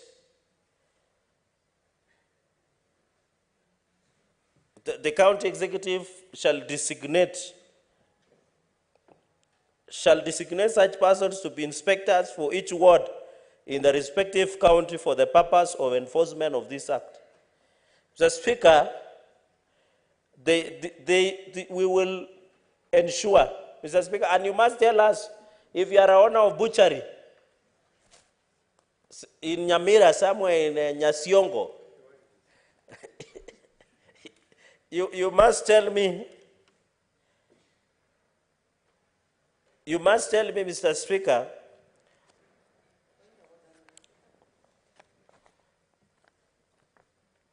What's your point of order, Senator Joyce?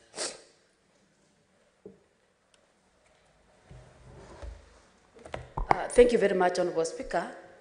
I know that the Speaker doesn't have eyes, but Honorable Speaker, I can see that there is no quorum in the room. Clerk, could you ascertain the quorum in the House?